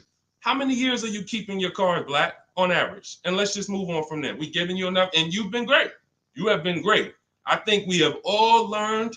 You've given me a lot of things to be able to teach the audience who's willing to learn, but there is in no way, shape, or form. 3 to 4 years. My man, you are losing like crazy. Look, he's buying cars like this and flipping them. He's buying cars like this and flipping them, coming back. You're spending so much money that I can't even get it across to you because you're not in a posture to learn. You are literally buying cars in their deepest state of depreciation because somebody told you don't lease. You listen to them. You buy the car here. It's worth $40 the day you buy it. You come back in 3 to 4 years to get a new one. They give you $20 for that car. You spent $20 grand. You lost $20 grand in depreciation in 3 years. And you just keep doing that because somebody told you never lease cars and you listen to them. The payments I'm showing you, it's not clicking. The fact that the same car you bought for $40 that you're going to get $20 for, you're paying $40. That's an $800 a month payment. You put 20% down, you finance 30 grand. Now that's a $600 a month payment. That same $40,000 car we're leasing with no money down for $500 a month. No money down. You are spending thousands. We can't help you, man. You got to be willing to unlearn it. You are so locked in, So anyway, but I think, listen, everybody who got it, you understand. That is why leasing versus buying is paramount. You cannot get it. If you are not keeping your cars 8 years, you cannot get a great deal buying. You're going to lose in depreciation. You're going to lose in resale value. When you go to replace that car and you see what it's actually worth and how much you paid over 4 years or 5 years or 7 years, when you compare that to a person who drove brand new cars for that particular same period of time, it's no comparison. And then you have cars with no warranty and all of that. Yeah. Look, Megan said, Black doesn't seem to learn. So to my question would be, could you buy an extended warranty package? Hold on. Why am I getting calls on airplane mode? Sorry, guys. I hold on. Let me put on Do Not Disturb. All right, so go ahead, Dolan. Shoot some. Let's get to Megan's question, and then let's try to go through a couple more. But that was good. That was good, Black. Thank you, because we wouldn't have been able to teach on those points without your questions. Okay, so let's do Carolina on YouTube, and then let's go to we'll hit Megan, and let's go through as many as we possibly can. Hey, I'm new here. I want to trade my 2020 Nissan, and what's the best way to do this, please? Okay, so you have a 2020 Nissan. That's a vehicle that's not 5 years old. First thing you would do, if we were talking, I wouldn't let you buy. Unless you're telling me you're going to keep the next car 8 years, you're losing, because that 2020 Nissan, first thing we want to do is decide whether we're buying or leasing the next vehicle. And as we just said, if you're not keeping the next vehicle 8 years, you should be shopping for below market leases. Then you want to now see what is the most money you can get for that Nissan. We don't depend on a dealer to tell us. You're going to go to these 6 websites. These are 6 websites. You do this in 15 minutes. You're going to find out what that vehicle is truly worth. You find out what your vehicle is worth with offers, not with anything else. Offers. So go to CarMax, Driveway. Write this down. I told you, stay locked in because we do dialogue here. It's not just me talking. Unless you got a notepad, you got to stay locked in and ready. We're going to go to CarMax. We're going to go to Driveway. We're going to go to Carvana. We're going to go to KBB Instant Cash Offer. These are all offer sites. These are people you walk in, they do an inspection, they cut you a check, you're out of there in an hour with a check. They're not trying to sell your car, they just want to buy your car. Driveway, Carvana, CarMax, KBB Instant Cash Offer, Car Gurus, and Auto Nation. 6 offers, 6 bids. That's going to tell you what your vehicle is worth, and that's going to tell you if you have equity or negative equity. Equity or negative equity. Okay? So that's the first thing you need to do. First 2 things is ask yourself, how many years are you keeping the next car? And then do your equity assessment to see, do you have positive equity that could either go in your bank account or negative equity that's going to be carried over to your next deal. So that's the first step. Okay, do that first. Now, here's the beautiful thing. When I was at the dealer, I would have people who walked in as soon as I asked them how many years they were keeping the car. If they were telling me 5, like, remember the guy I mentioned a little while ago on the stream? I said he comes into the dealership. Hey, Deshone, is that the new one? As soon as he gets his title, he comes in and trades it in. I told him, there's no point in you waiting for the title. First of all, you can replace a vehicle without the title. That's fine. But again, he was taught, hey, I got to wait for my title, and then I make a move. So he always has a payment. 5-year loan, 6-year loan, pays it off, gets a new car. He always has a payment. It's just super high. But what I would do if he was listening, if he was open to financial advice, I would tell them, you're going to cash that vehicle out. That means you're going to sell this vehicle. We're going to give you a check for that. So whatever it's worth, 15, 18 grand, it's paid off. That's going to go in your pocket. Now, what he was used to doing was, well, whatever it's worth, don't I have to put that down on the next vehicle to be able to get my payment where I want it? And this was the best news I was able to deliver. This is why, and if you talk to anybody in New Jersey who dealt with me, this is how I've been. I've been the same way. From the minute I started learning about financial literacy when it comes to cars, I was a consultant educating my clients on how to keep the most money in their pocket and drive the best cars.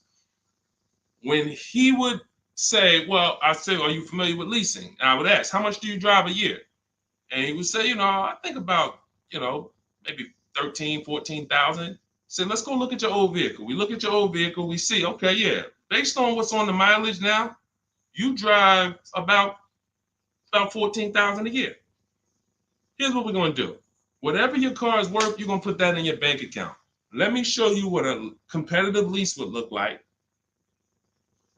I make him the offer. He's like, wait a minute. This is my payment, and I could drive as much as I want. That's it. You could drive the same amount you've been driving.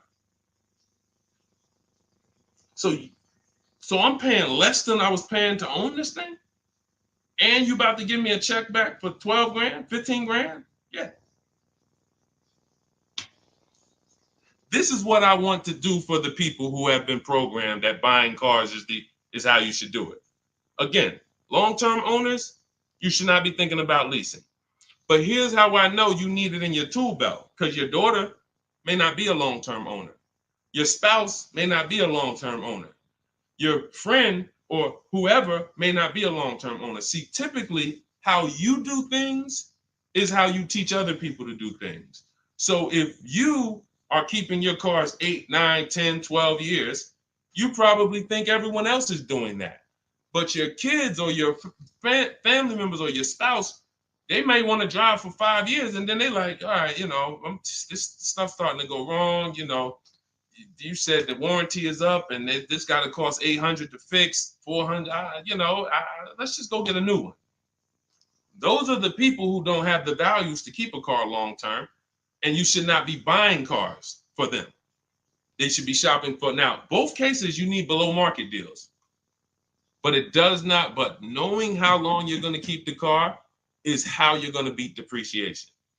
So all of this is in my digital book, guys. Everything I'm talking about on this stream is in my step-by-step book. A lot of what we talk about on these streams and in my social media videos is what not to do. My book is about what to do. It's like, do this, do this, do this, do this, steps, check it off the list. Next thing you know, you got below market deals from home. There's only 3 things we go into the dealership for: test drive, have our car appraised, and to pick up a car. We are not there to shop. We're not there to get numbers. We're not there to negotiate. We do all of this stuff from home. So for 30 minutes, if you visited the website already, you'll see the timer, 30 minutes, you can get 75% off your copy. It'll be in your inbox in literally seconds. And as soon as you pay, in my TikTok bio, in my Instagram bio, Facebook, we have a link floating for you. You guys should be able to see the link. And then Instagram, we have YouTube, we have a comment pinned for you guys. You'll have the book, but as soon as you pay, you're going to see the thank you page. It says screenshot this page.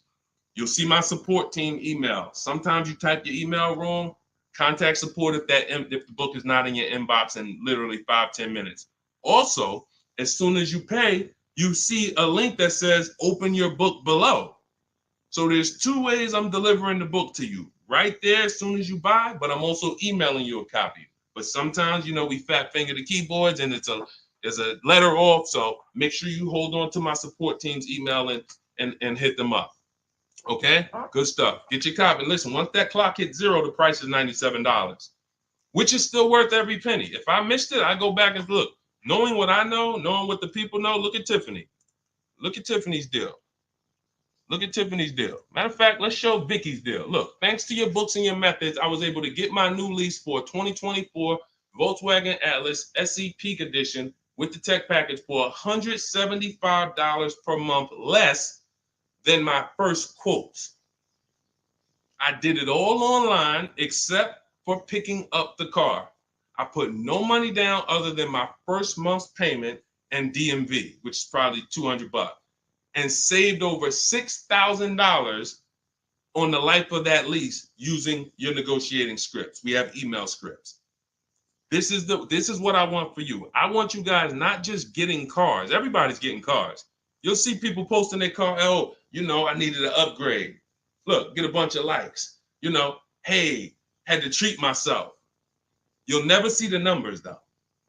I want you, every time you get a car, I want you just as excited about the numbers you got as the car. And this will make sure you get there. Go ahead, Dolan. Shoot the next one up. Okay, Brandon from TikTok. I've lifted the Denali truck. I owe $6,500 on it. It has 163,000 miles. It needs $3,500 worth of front end work. Should I fix it or trade it? I'm the only owner. I would make sure you get a second opinion on how much it's going to cost to fix. Lifted Denali is going to have a low resale value. But here's the thing: the cost of replacement is always more than the cost to fix. Always more. So if you got a truck, and again, your truck, you got a loan on it. You got a loan on it, 163,000 miles. I teach something: you shouldn't have a loan past the 10th birthday on a vehicle. Now you're going into a lot of risk.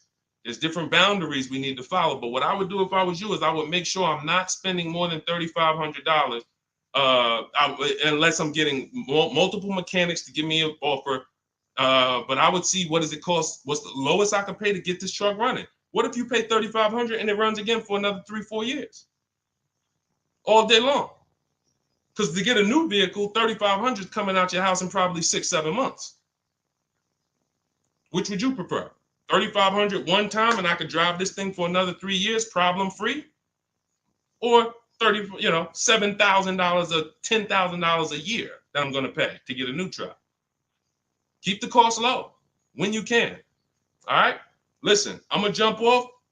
Everybody, listen, we'll be back for another stream. We went deep today. I think we dug into stuff we've never dug into before.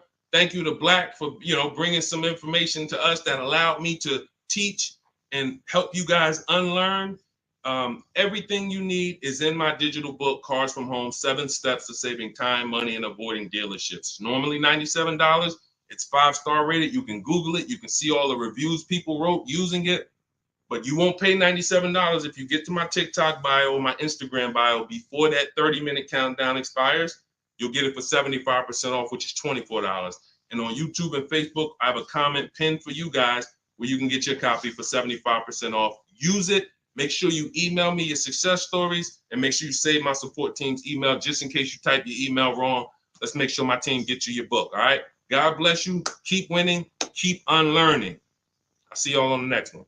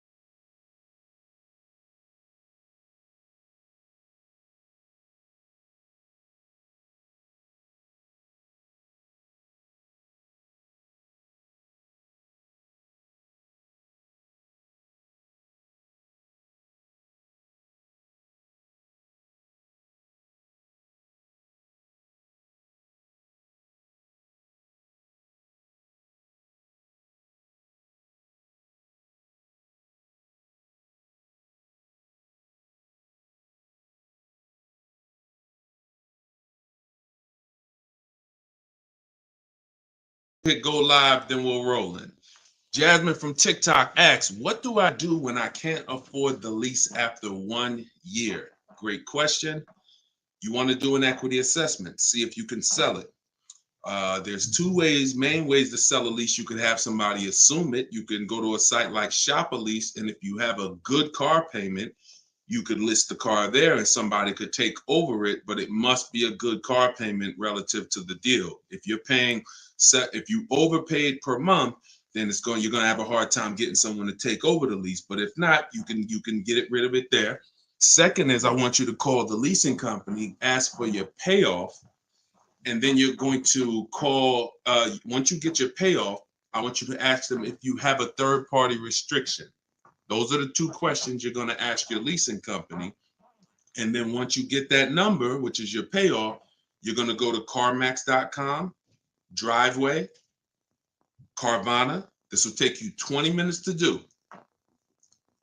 Kelly's Blue Book Instant Cash Offer, Auto Nation, Sell My Car, and Car Guru, Sell My Car. You want to get 6 offers. It's very important when you're on those sites. When they ask you, is your car owned, leased, or financed, put owned. That's going to tell you what the market value cash is for your car to get rid of it in a day. If it's greater or equal to your payoff, you can get out of it. If you have a third-party restriction, then you're going to need to take another step and you're going to sell to a local dealer. But you got to see where your equity position is first. Got to see where your equity position is first. All right, I'm going on and I'm sharing the broadcast, and then Dolan, you could queue up the next question. We're live on TikTok, Instagram, YouTube, and Facebook. So we are going to be taking questions from all platforms. The first one came from TikTok. We got a couple queued up on TikTok. So shoot the next one in, Dolan, and we'll get to it. All right, this is another one from TikTok. I have 2 payments left on my lease. What's my next step? Equity assessment. Who's returned a lease to a dealership, just dropped it off when it was done? You never assessed any equity. You didn't even know. Who didn't know that a lease could have equity that you could put in your pocket? It's not a guarantee, but many people all through the pandemic, we were showing them how to put $5,000, $10,000, $12,000 in equity in their pocket from the end of their lease. I sold my lease. End of my Jeep lease, I made $8,900. My mother made $10,200. Now that was when everything was worth 7 to 10 grand more than it's worth. That was when the market was once in a lifetime. But does not mean we will never return a lease without doing an equity assessment. If you've done it, I want you to raise your hand and say, you know what, I turned in my lease. If you ever just dropped it off, you can't do that again. You must know if you have equity, and you follow those steps that I just gave to Jasmine. I think that was Jasmine who asked the first question. That is what's called in my book, In my process, that's the equity assessment. That is what you do. Everything I'm teaching you guys is from my new digital book, Car Shopping for People That Hate Car Shopping, 7 Steps to Saving Time, Money, and Avoiding Dealerships. So every question you ask, when I answer it, it's going to be out of one of those 7 steps. And the equity assessment is step 2. You must do that before you ever return a lease for the rest of your life. A lot of you gave back thousands of dollars to dealerships and you didn't realize you were doing it. They bought those cars, put that money in their bank account when it should have been in yours. Yep. All right. Go ahead. Shoot the next one up, Dolan. All right. All right. This one's from TikTok as well. Let's go. Facebook, type your questions in. YouTube, type your questions in. Instagram, type them in so we can get to you guys. Another one from TikTok. Thinking of trading a car for a newer model. Should I keep the car and just get the new one? It's a good question. What's the benefit of keeping the car? If you were a high mileage driver, then I would tell, let's just say you said, Deshone, I'm driving 20,000 miles. Then high mileage drivers, I want you to type HM. If you do over 20,000 miles per year, even 18,000 miles per year, just type HM. Regular driver, Jason, what's the benefit of having 2 cars? It's own insurance. You're paying for one when you get your new car. I like to drive that car that I'm paying for. I don't want to be paying for a car and then I got this other car that I'm barely using. But if you are a high mileage driver, then I would tell you keep that car and get you another car. And but how many years are you keeping the car, Jason? How many years are you keeping this next car? Because depending on your answer, it's going to change my answer to you. So this car you're thinking about getting, how many years you see yourself keeping it? Let's start there. Come on and shout out to the sharers. I see y'all running the likes up on TikTok and y'all keep tapping that screen.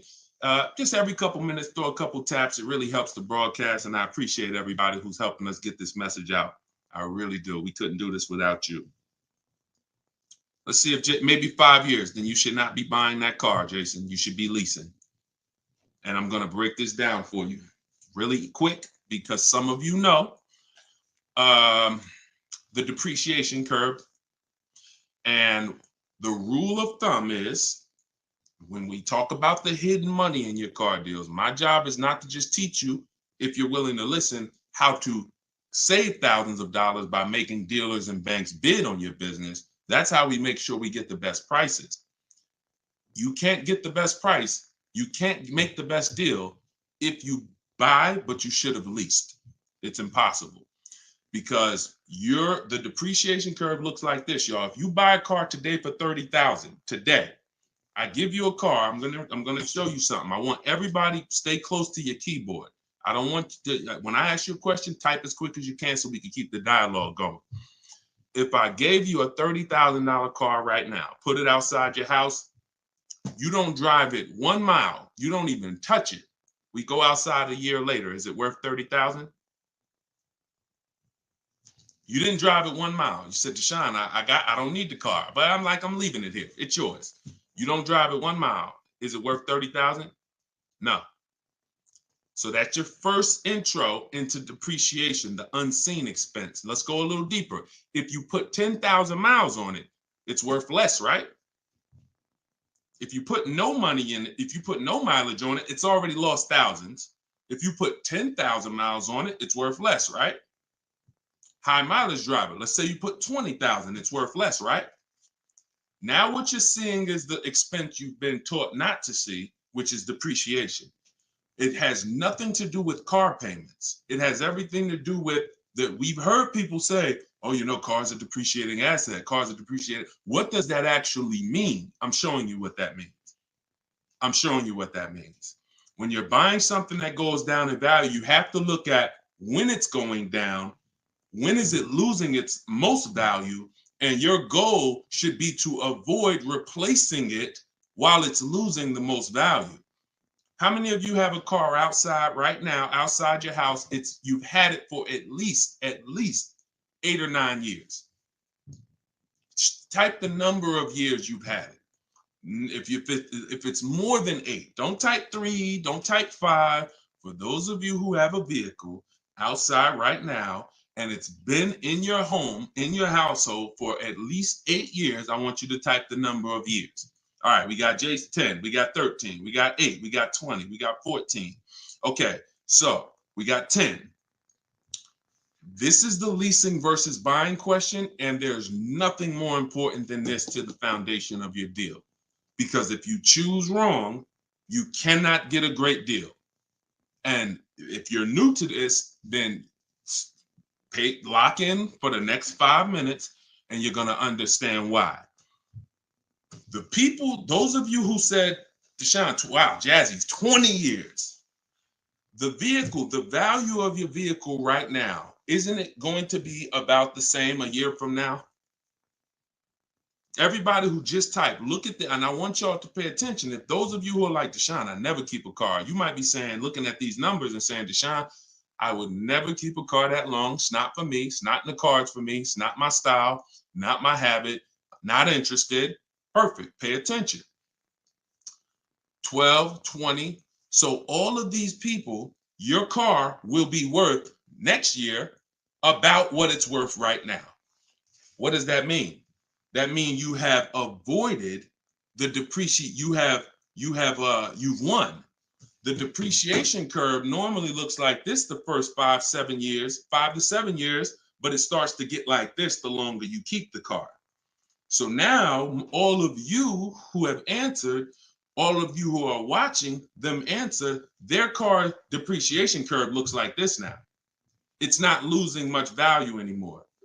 If you don't get to that level, there was no point in you buying the car because you're replacing it here. There's only 2 ways to go from to avoid this type of depreciation. Car was worth 30, now it's worth 10, 7 years later. It's only 2 ways to avoid that type of hit. One, you're going to keep it long term. If that's not you, you should be shopping for aggressive leases. Not these leases you see in the car, in the commercials, come pay $4,000 down and all of that. These are not deals. Aggressive leases are below market prices and they're pennies on the dollar compared to what you've been paying. You cannot win buying cars and switching them like this. That's why you always have negative equity. That's why you're always never happy with what you're getting for your car. You buy your car, you come back, look 3 years later, you see what it's worth. It's always disappointing because you're trying to literally get cash back out of something that is not designed to give you any value in the short term. Leasing or long-term ownership. That's why the first thing that I teach, it's called the most important question, is how many years you keep in the car. If it's not 8, then you should be leasing. It's not even a question. We'll go deeper on that throughout the show. Anyone who wants to know more about that, you keep asking, because once I open up that Pandora's box, it's like your mind is like, oh, but everything I heard about leasing, I heard it was bad. I heard you can't drive that much. I heard that yada, yada. They bill you for all of this stuff. All of those things, I'm going to help you unlearn because unfortunately, the people who taught you that were confidently incorrect, which is dangerous. Confidently incorrect is you're dangerous to yourself and others. So, all right, so that's the key. If that's the key, Jason, don't think about buying if you're not keeping 8 years. You're going to overspend. And we'll talk more about that throughout the broadcast. Feel free to ask follow-up questions. Go ahead, shoot the next one, and I'll go as deep on that subject as we need to for you to understand it. It'll give you some lease comparisons. You'll see what great leases look like, and you'll see how there are pennies on the dollar when you know how to get great lease deals. And that's the way you avoid the depreciation. Only 2 ways. Great lease deals, long-term ownership, 8, 10, 15 years. That's it. 2, 3, 4, 5 years, you can't avoid the depreciation buying. You just can't. You're going to lose thousands every time. Go ahead, shoot the next one up, Dolan. We're keeping the questions coming in. We're live on all platforms, so just keep typing. I'm going to try to get through as many as I can. We got a lot of questions coming from TikTok. All right, let's go. Should I put money down on a lease that I'm about to turn in? That you're about to turn in. I'm gonna assume you meant, should I put money down on the lease that you're about to get? So check it out. Here's how you shop all your lease deals from now on. there's one thing that I never want you to say again. It's really two things, but in this subject, the other thing is trade. This is down payment. I want you to eliminate the words down payment from your vocabulary because it's been used as an opportunity to get more money out of you. Who's ever went in, thought you were making a car deal, you thought you were going to put maybe $1,500 down, and then somewhere down the lines, these hidden things come like, oh, well, you got the taxes and fees, and then you end up putting more down than you thought you were going to. Has anybody, that ever happened to anybody? Hit the raise your hand emoji or just type me if you've experienced that. You thought you were going to be putting this down. You might have gotten to the finance office to sign the paperwork, and now you got to come up with another 500 or 1,000 or the taxes or the fees or whatever it is, right? So I spent 14 years in the car business. For those of you who don't know me, I've seen the way we call them the 80%. 80% of people shouldn't be in the car business. They're overpriced. They'll sell their grandmother the highest price car. It doesn't matter. They have no integrity, very little morals. We don't buy from them. What you need is to learn to avoid them, and you also need to learn to find the 20% who beats them all the time. So when you shop your car leases, you are always going to shop. You're no longer going to say down payment. You're going to say this: total out of pocket. Total out of pocket. See, total out of pocket means that's what I'm giving you and no more than that. You'll see the difference. Down payment can be, that's my down payment, but what about my taxes and what about, so that gets convoluted. When you start using, hey, I'm only doing this total out of pocket, it's hard for them to switch it up, especially when you're adamantly aware of what that means. This is all the money that I'm putting out of my pocket. You could also say do it signing, but total out of pocket is probably more of a universal term. You shop your leases with 12,000 miles. Now, who was taught they limit you on the lease miles? Who was taught they only give you 10,000 miles? Because this question from TikTok, the person's asking, should I put money down on a lease? So I want to tell you how you always want to shop your car deals with no money down.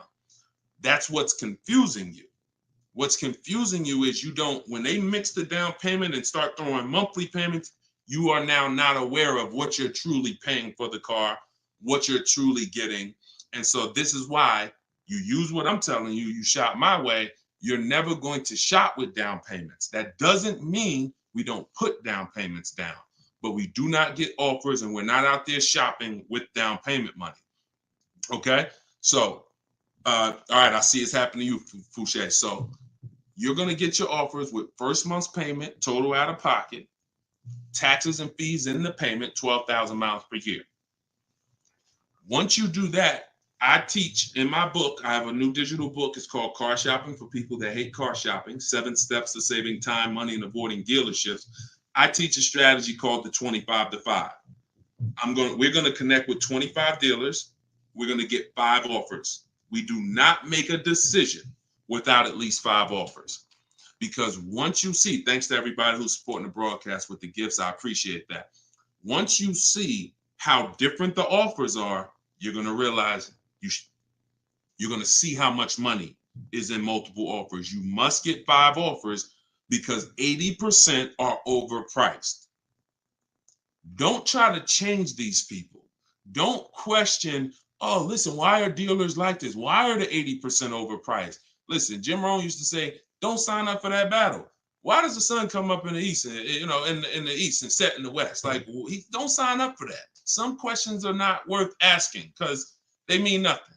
Just know that's what it is. 80% are going to be overpriced. This is why you are not going to get your best deal walking into a dealer anymore. You're going to sit at home. You're going to decide what you want. We call that shopping, not buying. This is step 4 of my process. We have 7 steps. Step 4 is shopping. And then once you decide what you want, you're getting it from home. 90 to 100% of your new car transaction and your leases should be done from home. That's where your power is. That's where you have the power of leverage. That's where you have the power to make multiple people compete for your business, which saves you thousands of dollars. I'm going to give you tons of examples. This works every time. How do we know? It's the way we buy everything else. Everything we buy in life, we go into the grocery store, we need spaghetti sauce. You need laundry detergent. It's a bid. You may not be aware, but I'm going to make you aware. Everyone is bidding for your business. Hey, look over here, Prego. Hey, this brand, Classico. Hey, we're on sale this week. Hey, we have the best. Y'all see what I'm talking about? Everything that we buy, especially expensive items, but even low price items, companies are competing, except in car dealers. They've trained you. They've trained me. If I wasn't in the business for years, I wouldn't know, to focus on one place and think we all have the same pricing. They made you think Nissan, we're a Nissan dealer, we're all the same price. So you might as well not even go anywhere else because we're all the same price. No, we're not. No, they're not. So when you start shopping multiple offers, you can do it by phone. I like to use email. I like to do everything copy and paste by email. But when you start getting multiple offers, you're going to truly see where all the hidden money has been, and you'll see how many of these dealers are overpriced, which is going to just make you say, from now on, I'm definitely shopping online. So but you need to do it correctly. There's some information you must give a dealer in order to get quotes online. And most of you don't know that. That's why you're having problems getting quotes, because you're not giving the dealer what they need to get quotes. So we'll go deeper on this throughout the show. But this is what we're talking about, y'all. This is all in my book. In my book, you have the 7 steps laid out. You could cue the next question up, Dolan. And for our launch, you can get it for 75% off. The book's normally $97, but for our welcome offer, our launch, I said, you know what? We're going to do 75% off for 30 minutes. So when you go to my TikTok bio, you click that link. There's a button that says, get my new book, 75% off. You get yours. You won't pay the normal $97, but it's only for 30 minutes. Once that timer goes down, you go back up to 97. Same thing on Instagram. It's in my Instagram bio. And then we're going to put the link here for you guys here on Facebook and YouTube. All right, go ahead. This one's from Instagram. If I'm keeping a car under 8 years, I like y'all using this 8-year rule language. I like that. I like what I'm seeing, y'all. Y'all really this is really absorbing. If I'm keeping a car under 8 years and will definitely go over the miles, how do I lease cost effectively? You choose the right miles. You never. I was at Hyundai. And I experienced most of what I'm teaching, I learned through being in the dealerships and just watching, paying attention, asking questions, seeing bad situations, and then asking questions to make sure I could help people avoid them. I was at Hyundai. I was a manager for 6 weeks there. And this guy came in and he was returning a high mileage Hyundai lease. It was the first one that I had really saw that I could remember. He brought it back. It had 70-something thousand miles on it. And I was just like fascinated. I said, you lease this? He said, yeah. All I do is lease. He said, man, I'm in sales. I used to buy these cars. You know, I was putting so much money in the cars, all this negative equity. And it was just like, I hated it. He said, once I got exposed to the high mileage lease, I never looked back. I drive this thing 20-something thousand miles a year, 3 years, I drop it off, I get another one. And so I said, okay. Because I had also experienced high mileage people coming back with lots of miles, but a lot of negative equity with it. Hey, Deshone, I'm looking to change this thing. How many miles you got on it? I got, 180. It's all highway. And then you look at what you owe, high mileage drivers. And I'm like, God, man, it's going to be hard because you got all this negative equity. So once he exposed me to that, I looked at his payment and I said, man, he's only paying a couple dollars more, $150, $200 more per month to have all the mileage. That $150, $200 a month is a lot less than the depreciation hit that he's taking. Again, going back to the unseen expense. We already said, we park a car outside your driveway tonight, it's 30 grand. Next, I asked everybody on here, is it worth 30,000 tomorrow, a year from now? If you don't drive it, everyone unanimously said, no, it's not. So even without mileage, it goes down. When you do regular mileage, it goes down more. Somebody doing 25,000, this is how you're destroying the value of your car. But at the same time, the loan is still staying high. So once I saw that you could avoid that with a high mileage lease, that became part of one of the strategies that I teach for high mileage drivers. This is only if you're short term. Pay attention to what Maddie's question said. If I'm not keeping it 8 years. If he was, there's plenty of cars that you can keep 8 years and just put a ton of miles on it. You're not worried about trading them or selling them because we don't trade. You're just going to get the maximum value out of it. In his case, he knows he's not keeping it 8 years. How are we avoiding the short-term depreciation? You do that with a high mileage lease. Second strategy, Matt, this is also in my book. I have 2 strategies for short-term high mileage drivers. That's one way. Shop for your lease, 12,000 miles a year, identify the best bid, and then once you identify the best bid out of 5, you have them adjusted to a high mileage lease.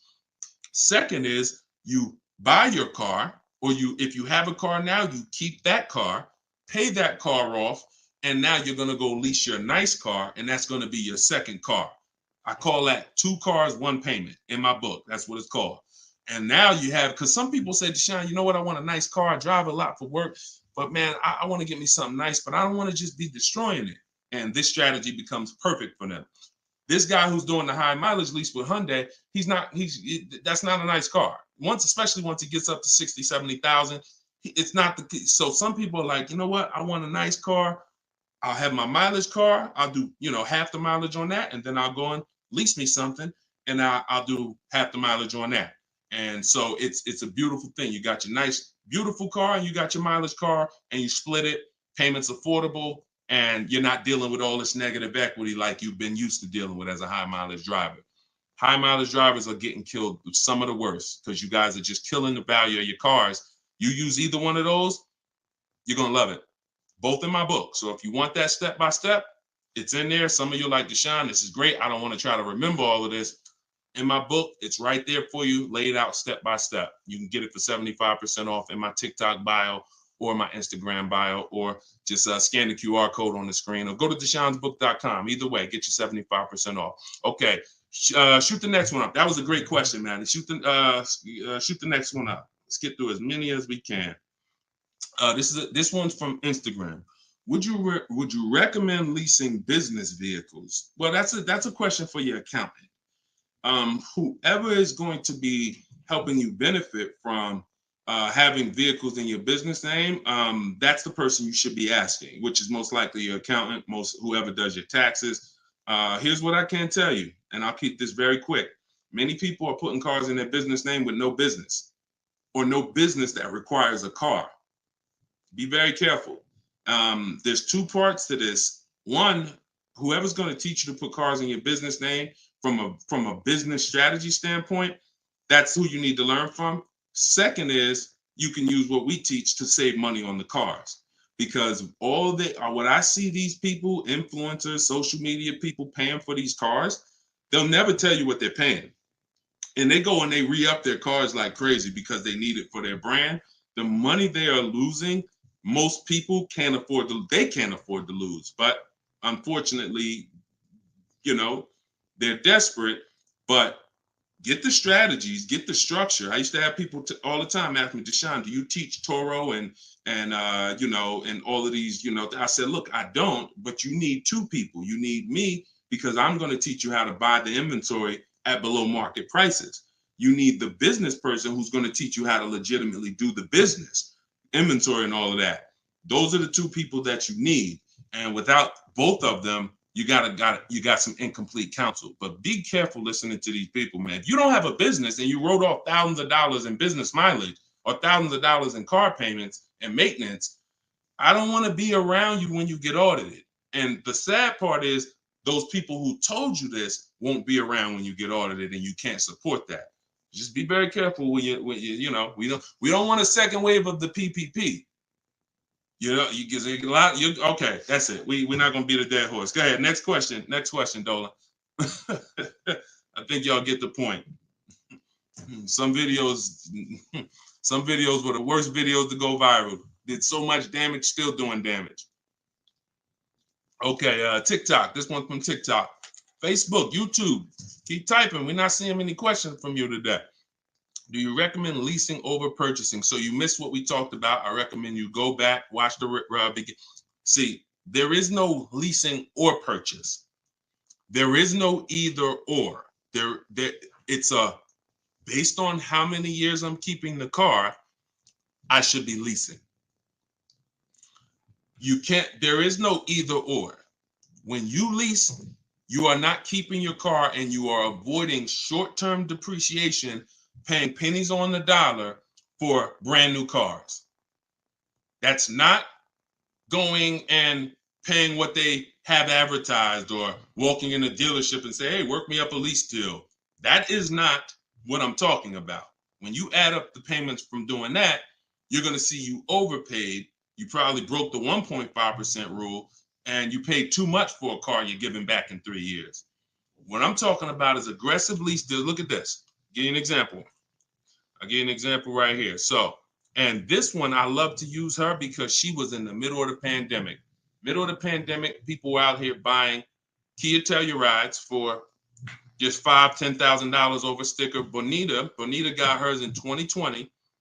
She got a 2023 Kia Telluride, put $600 down, and that was her car payment every month for 3 years, $600 on a $46,000, almost $47,000 Telluride.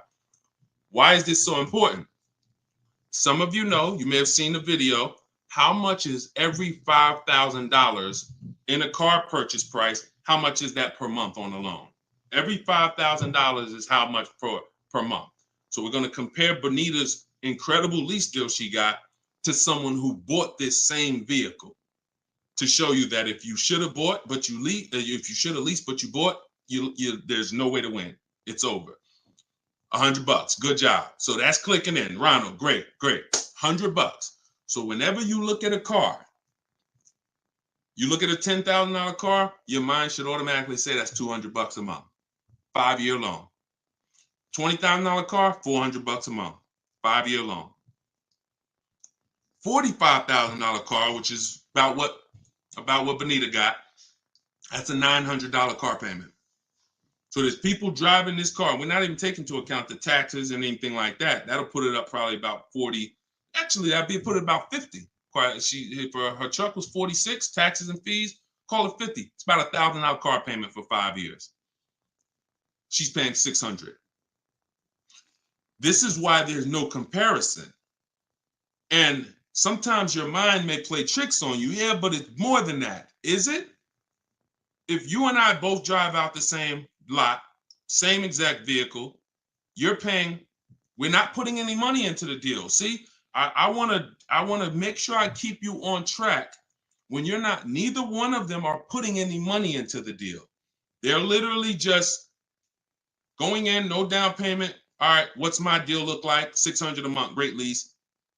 $1,000 a month, 5-year loan, no money down. So when we leave it the same, if I'm paying $1,000 and you're paying $600, is there any question of whether you're winning right now financially? Same vehicle. So as we drive, the only way you can eventually win, or I could eventually win if I bought, yeah, I'm paying $1,000, but I'm going to keep this vehicle long enough so in 10 years my Telluride is going to maybe worth $9,000. I kept it 10 years. It's worth $9,000 out there, but it's not losing value anymore. It's been in my household and I was able to outlive the depreciation. So now I win. Doesn't mean you lose. See, it's not like, oh, well, you lost, you should have bought. No, Bonita knows I'm not keeping 10 years. I'm not keeping 8 years. That's not my goal. Therefore, I'm going to shop for great lease deals and I'm going to pay pennies on the dollar compared to people buying. And that's my win. So there is no should I buy or should I lease? Do you recommend leasing over purchasing? I recommend leasing when you should be leasing, which means you're not keeping your car 8 years. I recommend buying when you should be buying, meaning you're keeping your cars 8 years. You're going to outlive depreciation, pay it off, and have a car that is not losing value in your driveway in 8, 9, 10 years. That's when both people win. And if you're stuck in the middle, then what I recommend is you get out of stuck in the middle because you're losing tons of money. Get out of being stuck. Buying leases out, buying loans, straighten them in. Get to one, choose a side. I put 2 good sides in front of you. Choose a side. All right? Good question, though. Go ahead, Dolan, cue the next one up. This was good, man. Wait, let me make sure. I'm trying to make sure I'm sharing all of this. Shout out to the sharers. Everybody getting value out of this? Type $ if you're getting value out of the show. This is what we do. All right, go ahead, shoot it up. All right, a lot of questions from TikTok today. YouTube, y'all, come on, type the question. All right, good to see you, Melody. I see. All right, when is it a good time to buy a car? Sashi, there's no good time. There's no bad time. Dealers have to make deals. See, I want you to not believe the marketing. What I want you to also do is I want you to pay attention when we do these shows. Pay attention to I don't want you shopping in an emergency situation unless it's an emergency. What does that mean? If your car was totaled, stolen, then it's an emergency. You got a couple days, no problem. You can use what's in my book. You can get bids. As long as you get multiple offers, you won't overpay. If you have your back against the wall, that's going to happen every now and then.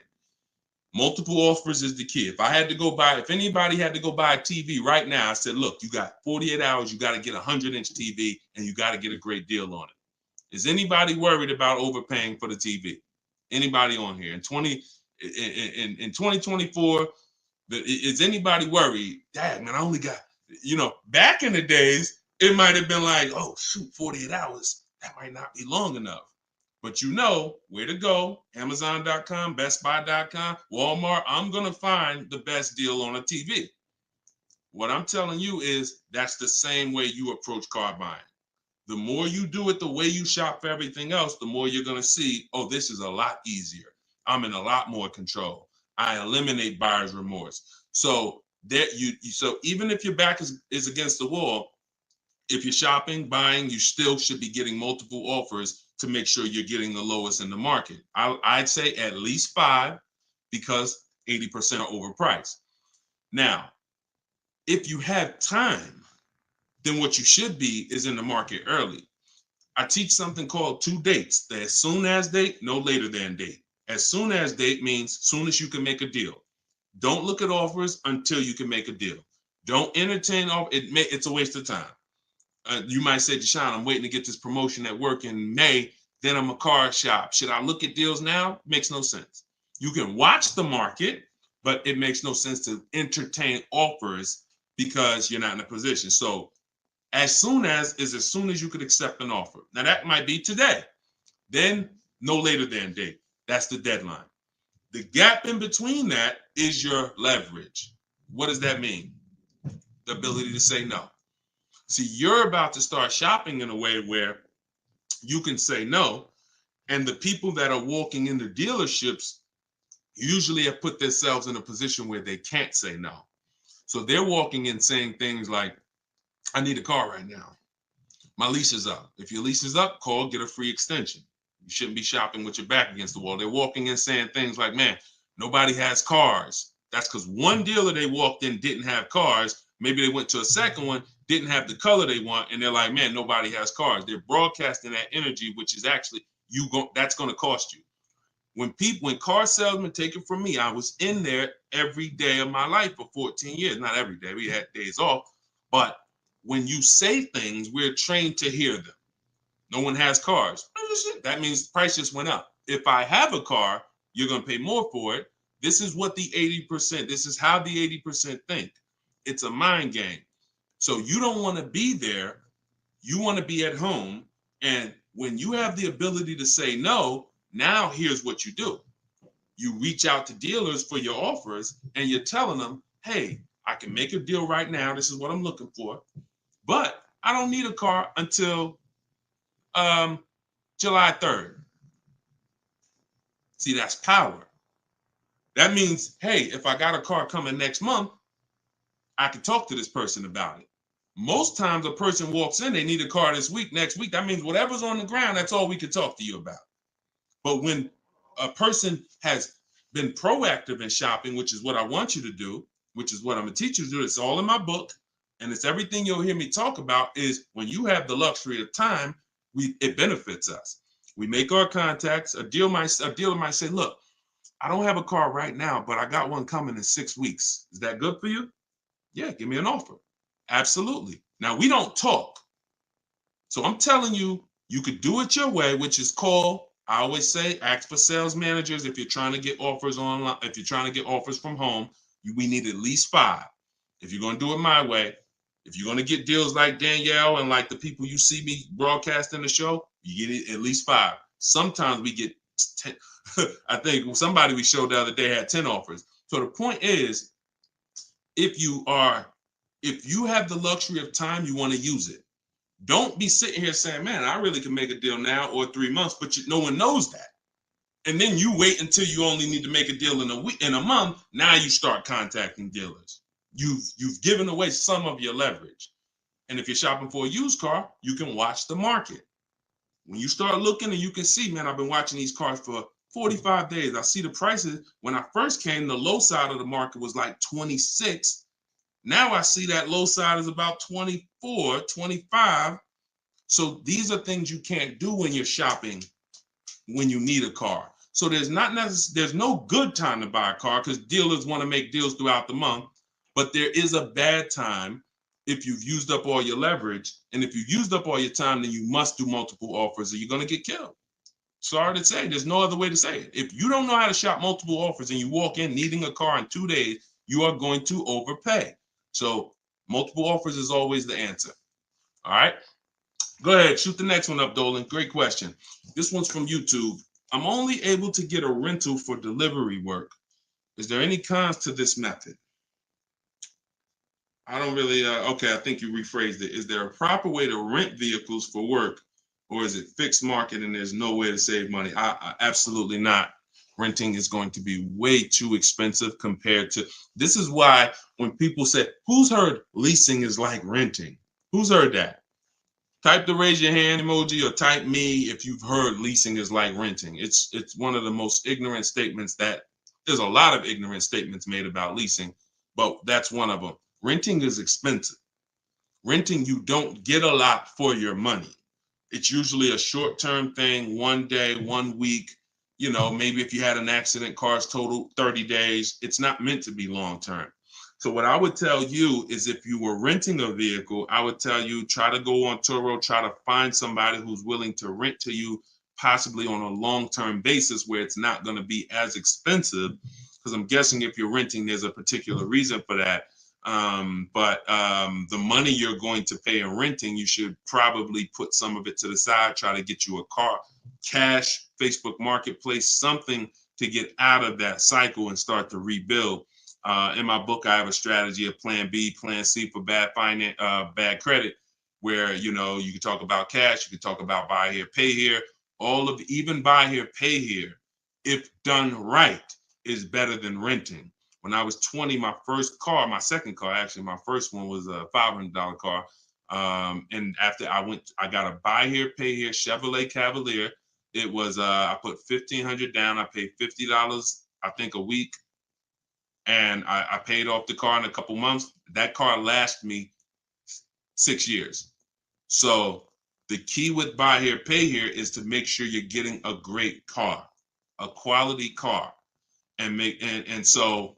but renting, that if I had to rent a car and I'm in a position, I would try to find somebody on Turo, the lowest price per day, and then see, hey, if I did a long-term per month rental, how much would you give it to me for? I try to work that out, see how that works.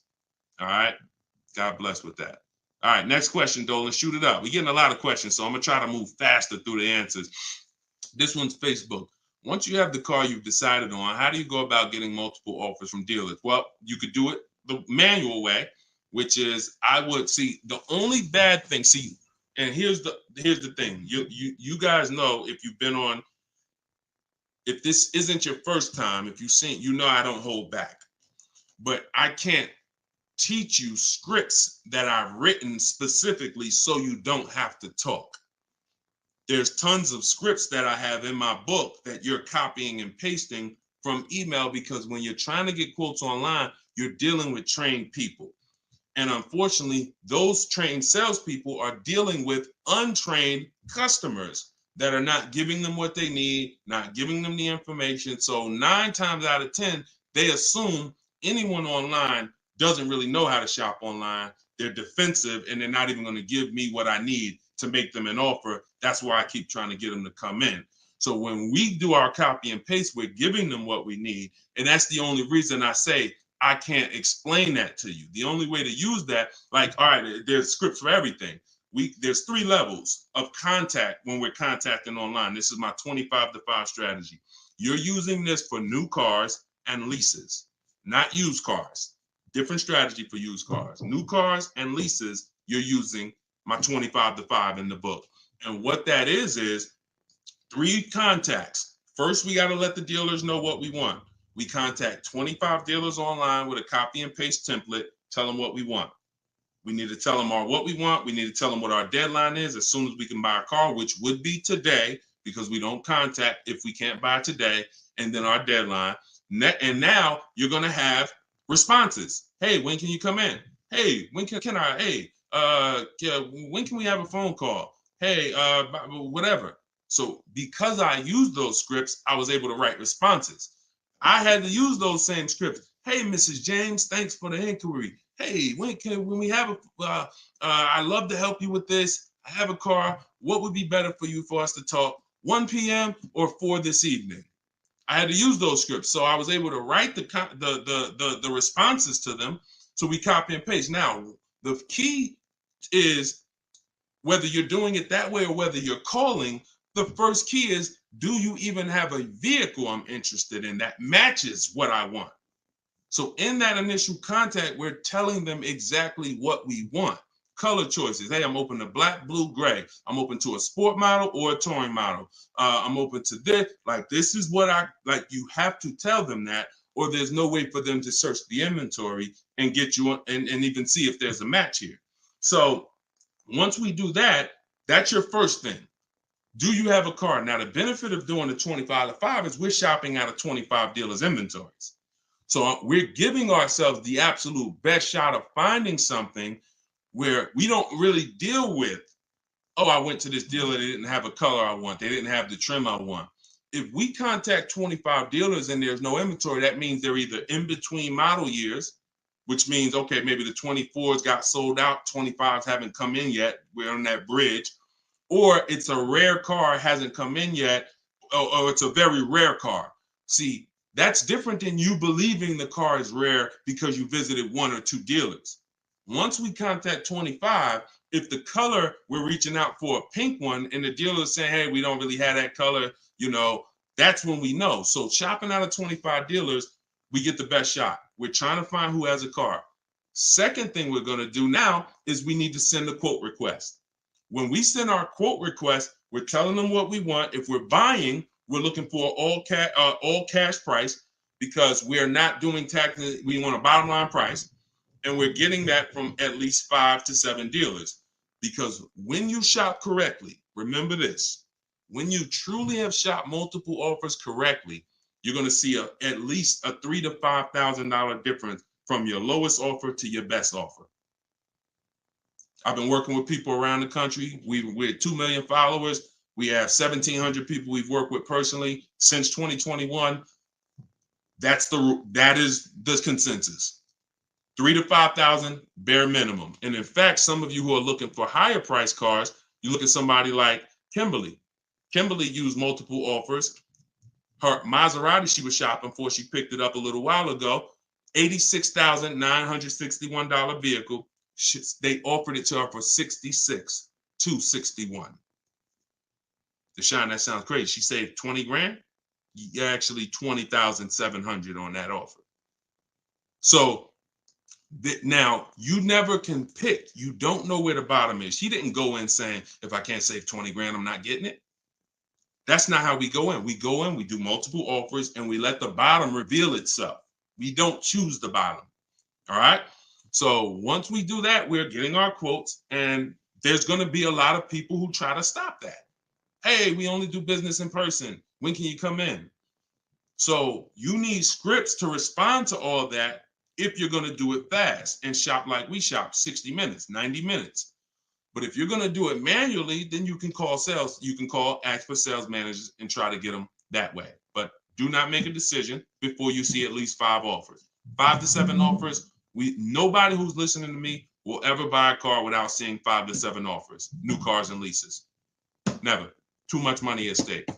All right. So that's how we do it, Damon. That's the intro. And that's the only reason why I can't go deep on my 25 to 5, because it's totally internet based. We do it 60 minutes. So everyone who's like, Deshone, I want to use that. It's in my new digital book, Car Shopping for People That Hate Car Shopping. You can download it in my TikTok bio. You get it for 75% off as part of our launch. And it'll be in your inbox in 5 minutes. Same thing with Instagram. Go to my Instagram bio. You got 30 minutes before it goes back up to $97. Get your 75% off. And I'll post a link. Cue the next question up, Dolan. I'll post a link again for you guys here on YouTube and Facebook. Here's the emergency link. All right. This one's from Facebook. We got another question from Facebook. Hey, I'm in the USA, originally from Canada, and no credit in the USA as yet. Should I buy a used car with cash or a new one? What I'm afraid they'll give me a high rate. What do you think best option? Hey, if you got the ability to buy a used car cash, that's what I do. I'd get a great car, spend as little as possible on it, Facebook Marketplace, because I'm not looking, if I can, to go into a high interest loan when I can get me a car and then I can build my credit. I want you to follow Haley, somebody named Shonda Martin. Her brand is called Road to 750 Plus. She's very similar to me in that she does these Q&As all the time. She's live. She's a genius. She's clearly studied for many, many years to understand. And even me using her thing, her strategies, I've added at least 80 points to my credit just from things I didn't even know. Like, and the real person who's an expert is going to show you where the blind spots are, things you didn't know. And that's what Shonda is. Some of you may follow her. She's amazing. Yeah, Cavante said, yeah, she's amazing. She is. So follow her. But yeah, I would be looking to get something inexpensive, point A to point B, little as possible. Make sure you find wherever you live, ask around who's the best mechanic in town. Ask like who does everybody know in town that, you know, fixes cars, just a good guy, good woman. And you find them and you say, look, I'm about to go pick up a car. I'm gonna buy it privately. Well, can I pay you, you know, $100 to inspect it for me? Get yourself an inexpensive car, and that'll give you the ability to be on the road. At the same time, you have the ability to have the time to invest in your credit. So when you're ready to make a power move where credit's concerned with a car, be it leasing, financing, you're good. All right. But if you go buy a car overpriced interest rate, it could really set you back. It can really set you back. It's happened to too many people. Great question. Cue the next one up, Dolan. Great questions today. YouTube, should I buy a car cash or do I get a loan? It's a great question here. A lot of great questions. This is a matter of, look, nothing that I teach is really one size fits all. That's been the problem. 8-year rule, absolutely.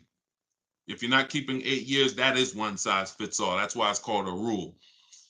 You should be leasing if you're not keeping your cars 8 years. If you're buying, you should be keeping them more than 8 years. But when it comes to the cash or loan, here's what I've experienced.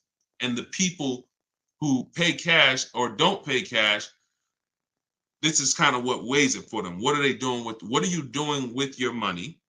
Is your money making you money? If your money is making you money, I would have people come in the dealership, clearly had the ability to pay cash, because I would ask them, you know, so how are you paying for the car? And they say, you know, I'm thinking about, you know, writing a check for it, but I'm, you know, what are the rates? And if we had a special interest rate from the bank, like 0% or 0.99%, 1.99, 2.99 even, they'd usually take the bank's money so that their money could keep making money for them.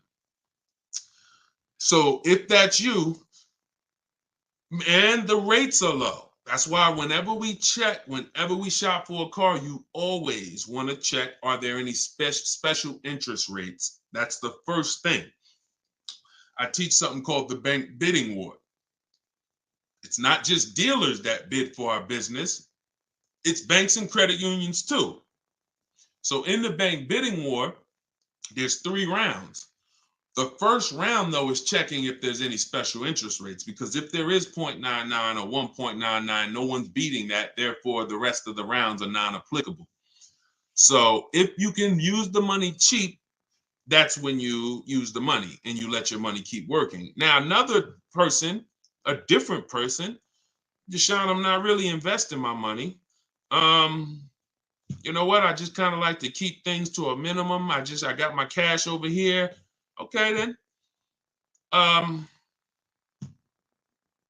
would still, if the money was cheap, consider it, because we could be coming into days where cash on hand becomes a little bit more important. But it's really about the cost of the money. If rates are high, 6, 7, 8%, 9%, 10%, then you want to put as much down on these cars as possible. If you're buying them, you want to put, you want to pay them off if you can, because the money is expensive. So it really depends on the cost of money. People, when the cost of money is cheap, they benefit from that, and I would think that those principles will work for anybody, and that's, you pick and choose which one of those situations fits you. But if you check the special interest rates, that usually puts it to bed. You see 0.99, it ain't no reason. Why would the bank's basically giving you free money to use. You can keep your cash on hand and still get the car. So I know some people don't believe in that. They don't believe in interest, but here's the thing. There's something called opportunity cost. Interest is not the only loss. When you're talking financially, opportunity cost is important. When you put 30 grand in a car and it gets you, we already talked about this. Cue up the next question, Dolan. Depreciation curve. When we start talking about financially making decisions, a lot of people see, if I put 30 grand cash into this car, what is my cash worth in 6 years? $30,000 car, what is it worth in 6, 7 years, y'all? 12, 10. So what's the return on that cash? It's not even positive. It's not even neutral. It's negative. So these are all the things that is like, okay, you go over that, what I just said over the last 6, 7 minutes, and you choose what makes sense for you. But I'm never going to give you one size fits all formulas. That's what has failed you. Always do this. That's what has failed you. Go ahead. All right, this one's from TikTok. What's the best way to purchase a car once lease is over? Why would you want to? All you're doing. All right. Let's talk about buying our lease out. And I'm going to keep this quick because some of you know that I'm adamantly against this unless you're keeping the car 8 years. Because sometimes we look at our leases, right? And we say, oh, it's, should I buy my lease out? Here's the question. Should you lease again or should you buy a used car? When you are buying your lease out, all you are doing is buying a used car. That's it. When you look at it that way, it's going to become more clear to you. It's your car. You don't have to go search for it. You do need to make sure it's a great price relative to the market, but that's all you're doing, buying a used car. So the question becomes, should I buy a used car or should I lease? And when you realize that the 8-year rule, breaking it, is going to continue to lose you money and put you in negative equity, you won't buy your leases because you don't plan to keep them again for another 8 years. I'm going to tell you how I found this out to be horrible. Guy walks in the dealership. I'm looking at the car that he has. He says, okay, I'm looking to trade this in and get me something new. So, okay, how many years old is that? About 5 years. Okay, cool. How long you had it? I had it since it was new. Okay. All right, you know how much you owe on it? Nah, I don't know. Now, that's not a good sign, because if a person tells you they've had a car for 5 years, and they've had it since it was new, wouldn't you think it was almost paid off or paid off, right? If that makes sense, type of dollar sign. If a person said, you saw me, like, yeah, I had that car 5 years. I bought it. I've had it since it was new. Shouldn't it be almost paid off or either paid off, right? So when he said, I don't really know what I owe, I was like, okay, no problem. We'll call the bank. We'll find out. All right. So I have the used car manager look at his because everyone who's in this position, I'm going to tell them about leasing. So I'm looking forward to that, because once I tell them about leasing and I show them the numbers and like, hey, you keep trading these cars, look how much you're going to save. And some people will come in and their car was paid off. And I'm like, good thing is whatever that car is worth, you're going to get all that back. You're not putting it into your deal and using most of it as a down payment. So I've literally changed people from financing or buying to a lease, giving them a check back for their whole car that they was coming to use as a trade, and they get a check for $12,000, and then they leave with a lease with no money down or little down, and they're like, yo, this is great. So I'm thinking I'm about to lay this out for him. And so used car manager goes, looks at his car, may say like, okay, I think the car's probably worth about 18. Okay, perfect. So let me call the bank, find out what he owes. Hey, how are you? I'm calling for Mr. Johnson here. Yeah, he's interested in replacing his car. We need his payoff. Okay, the payoff is 18,000. Wait a minute. How the heck is the payoff 18,000? Hey, Mr. Johnson, they're saying you still owe 18,000. Dang, it's that much? Yeah, I didn't know it was that much. Wait, I thought you said you had the car since it was new. Yeah, I did. You know what happened? We leased it for 3 years, and then we had bought it when we bought it after the lease. That's how I learned how bad this was. So I'm like, okay, because when you buy your car off lease, most people, you're going to need a 6-year loan to have a similar payment. So if your payment was $400 and you buy the lease, you're typically going to need a 6-year loan to have around the same payment, right? So picture this, 3 years to lease it, then you get a 6-year loan. 6 plus 9 is what? 6 plus 3 is 9. Anybody on here signing up for a 9-year loan on a car? Anybody? We got a lot of people on here. Anybody on here signing up for a 9-year loan? No? Okay. Room's quiet. So we've never signed up for a 9-year loan. Look, she said, heck no. Right. We never signed up for a 9-year loan, 9 years of payments on the same car. Yet when we buy our leases, this is what's happening. So you look and say, all right, you bought your lease, you put 6-year loan, so you leased it for 3, then you paid it for another 2, that's 5. Now you're tired of it. Yo, man, I've been in this car, let me go trade it. Problem is, you still have 4 years left of payments. That's why buying the lease is horrible. One situation where it makes sense, if you're keeping it 8 years. That's it. If you're going to keep it another 8 years from the day you buy it, then potentially go ahead. Because all it is again, buying a used car. If you said to Sean, should I buy a used car or lease? How many years you keeping it? I'm keeping 8, 9. Buy the used car. Don't lease. So preaching the truth. Thank you, Kevin. I'm glad, man. And hopefully these stories will stick in your head. So when you encounter these situations, you know, when someone says to you, hell, man, I'm thinking about buying a lease, you'll never forget the story. So this has nothing to do with getting the best deals. This has everything to do with having the best deal structure. So I'm glad that clicked. Go ahead, shoot the next one up, Dolan. Oh, I see we already been on for. All right. We'll do a couple more. I'm trying to get through them as quick as possible. Y'all, if y'all like Deshone, I love to know everything you teach of how you shop for cars. Everything I teach is in a step-by-step way. In my digital book, Car Shopping for People That Hate Car Shopping, 7 Steps to Saving Time, Money, and Avoiding Dealerships. Everything we do is a bid. We're buying cars and leasing cars in 90 minutes, 60 minutes. When you get good, you'll be able to do this in like 45, 60 minutes. You never spend more than 30 minutes in a car dealership. You're at home. You're the prize. You're getting bids. You're no longer negotiating one-to-one where you're in a losing position. When you're getting bids, you're in the winner's position.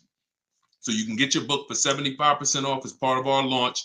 So we want to do 75% off. It's normally $97. In my TikTok bio, you can grab yours. It'll be in your inbox. And some people say, before I get to this next question, Deshone, is it in print? There's a lot of reasons when you use it, you'll see there's no way this book could have been printed. One, things change. Vroom was one of the companies that we used to use for bidding. Vroom's out of business. if we had 100,000 books out there in your houses that you all paid for, now it's like, okay, what do we do, y'all? That's obsolete.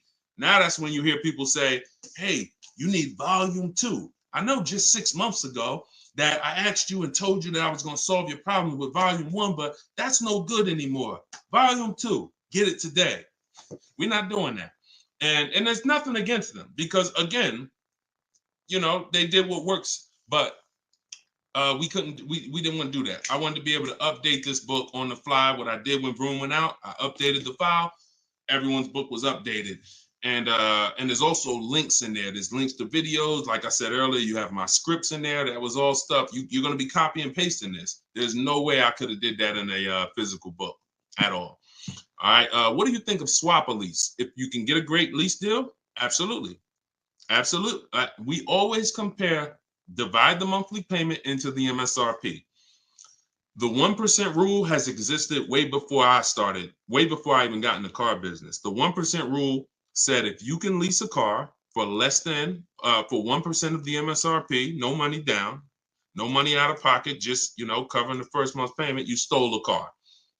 Coincidentally, every lease I've ever had was under 1%. I paid $330 a month for my $35,000 Jeep Grand Cherokee Laredo. I paid $325 a month for my Infinities, then $345. Then my highest one was $390. And that was a $45,000 vehicle. So these are under 1% leases. In order to get 1% leases, you need to shop multiple offers, but you also need a great lease program. So what we always say is under 1% is a steal. You'll see there's 3 categories of leases. Steals, great value. Those are under 1%. Great deals. Those are between 1% and 1.5%. And then where it's time to chill, over 1.5%. You're paying too much for a car you're giving back. So if I was taking over someone's lease, I'm judging it by the same thing. Leasing is a value play. How much car can I drive for that payment? It's the ultimate way. The lower that percentage is, the more you've leveraged your money into a great car. So yeah, I'll check swap a lease, definitely. Go ahead, shoot the next one up, Dolan. This one's from TikTok. Can I sell a leased car? Who didn't know you could sell a leased car? Type me. My cousin left me his 2020 Toyota Highlander with 2,000 miles, so I need to get out of my lease. I don't need 2 cars. Okay. Equity assessment. Call the leasing. Matter of fact, I'm not going to repeat it because I already talked about this at the beginning of the broadcast. So after the broadcast, go to the YouTube page. You'll see it. I think it was either the first or second question. So within the first 10 minutes, I talked about how to do the equity assessment. You're going to follow that process. And this is all in my book. If you're like, Deshone, I don't even want to watch the video. Is that in the book? Absolutely. Because everything I'm teaching you is out of 1 step in my 7-step process. So the equity assessment is step 2. After we decide leasing versus buying, that's step 1. That's the most important question. Foundation of your car deal is, did I lease when I should have leased? Did I buy when I should have bought? Once you pass that, now if you have a car to replace, you need to do an equity assessment to see, do I have equity? Am I at a break even, which means I can get out? I'm not going to make any money, but that's fine. I can get out. Some people got a lease. I could get out the lease early. You technically can't do that because you're breaking a contract, but if you can sell out and break even, then you can get out early. Or do I have a negative position in which case I can't get out early? In the case of a negative, if you have a negative position on a lease, you can't get out early without penalty, without those payments. But if you're a negative equity on a finance, then that's different. There's no negative equity in a lease. I know we kind of use these terms interchangeably. Negative equity is only with a finance because you have to pay the money. With a lease, if what I get offers for, if it's below my payoff, then I just stay in the car until the end. I don't have negative equity. So you do the equity assessment, and hopefully you can break even. And the good thing about Toyota, if they haven't changed it, and I remember right, they don't have a third-party restriction. So you should be able to, if those offers you get are what you owe or higher, then you should be able to sell that car right to CarMax or Driveway or AutoNation, whoever makes you the highest offer, and you can be out of it literally. You do that today, you could be out of that car tomorrow. All right, so keep me posted.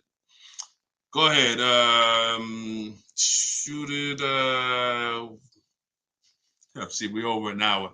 And I know Dolan, we always try to keep the shows an hour, but it's like the questions start rolling in and it gets good. Go ahead. Shoot another one up, Dolan. We'll wrap in a second. Facebook. When you go online to build and decide on needs and wants, you look at the cash price, not the lease price. We don't look at any price online. Pay no attention. Nothing online is a deal, y'all. No commercial. I don't care what you see. Deals are like this. Hey, look, this is their offer. Look, this is what we gotta. Can we do it?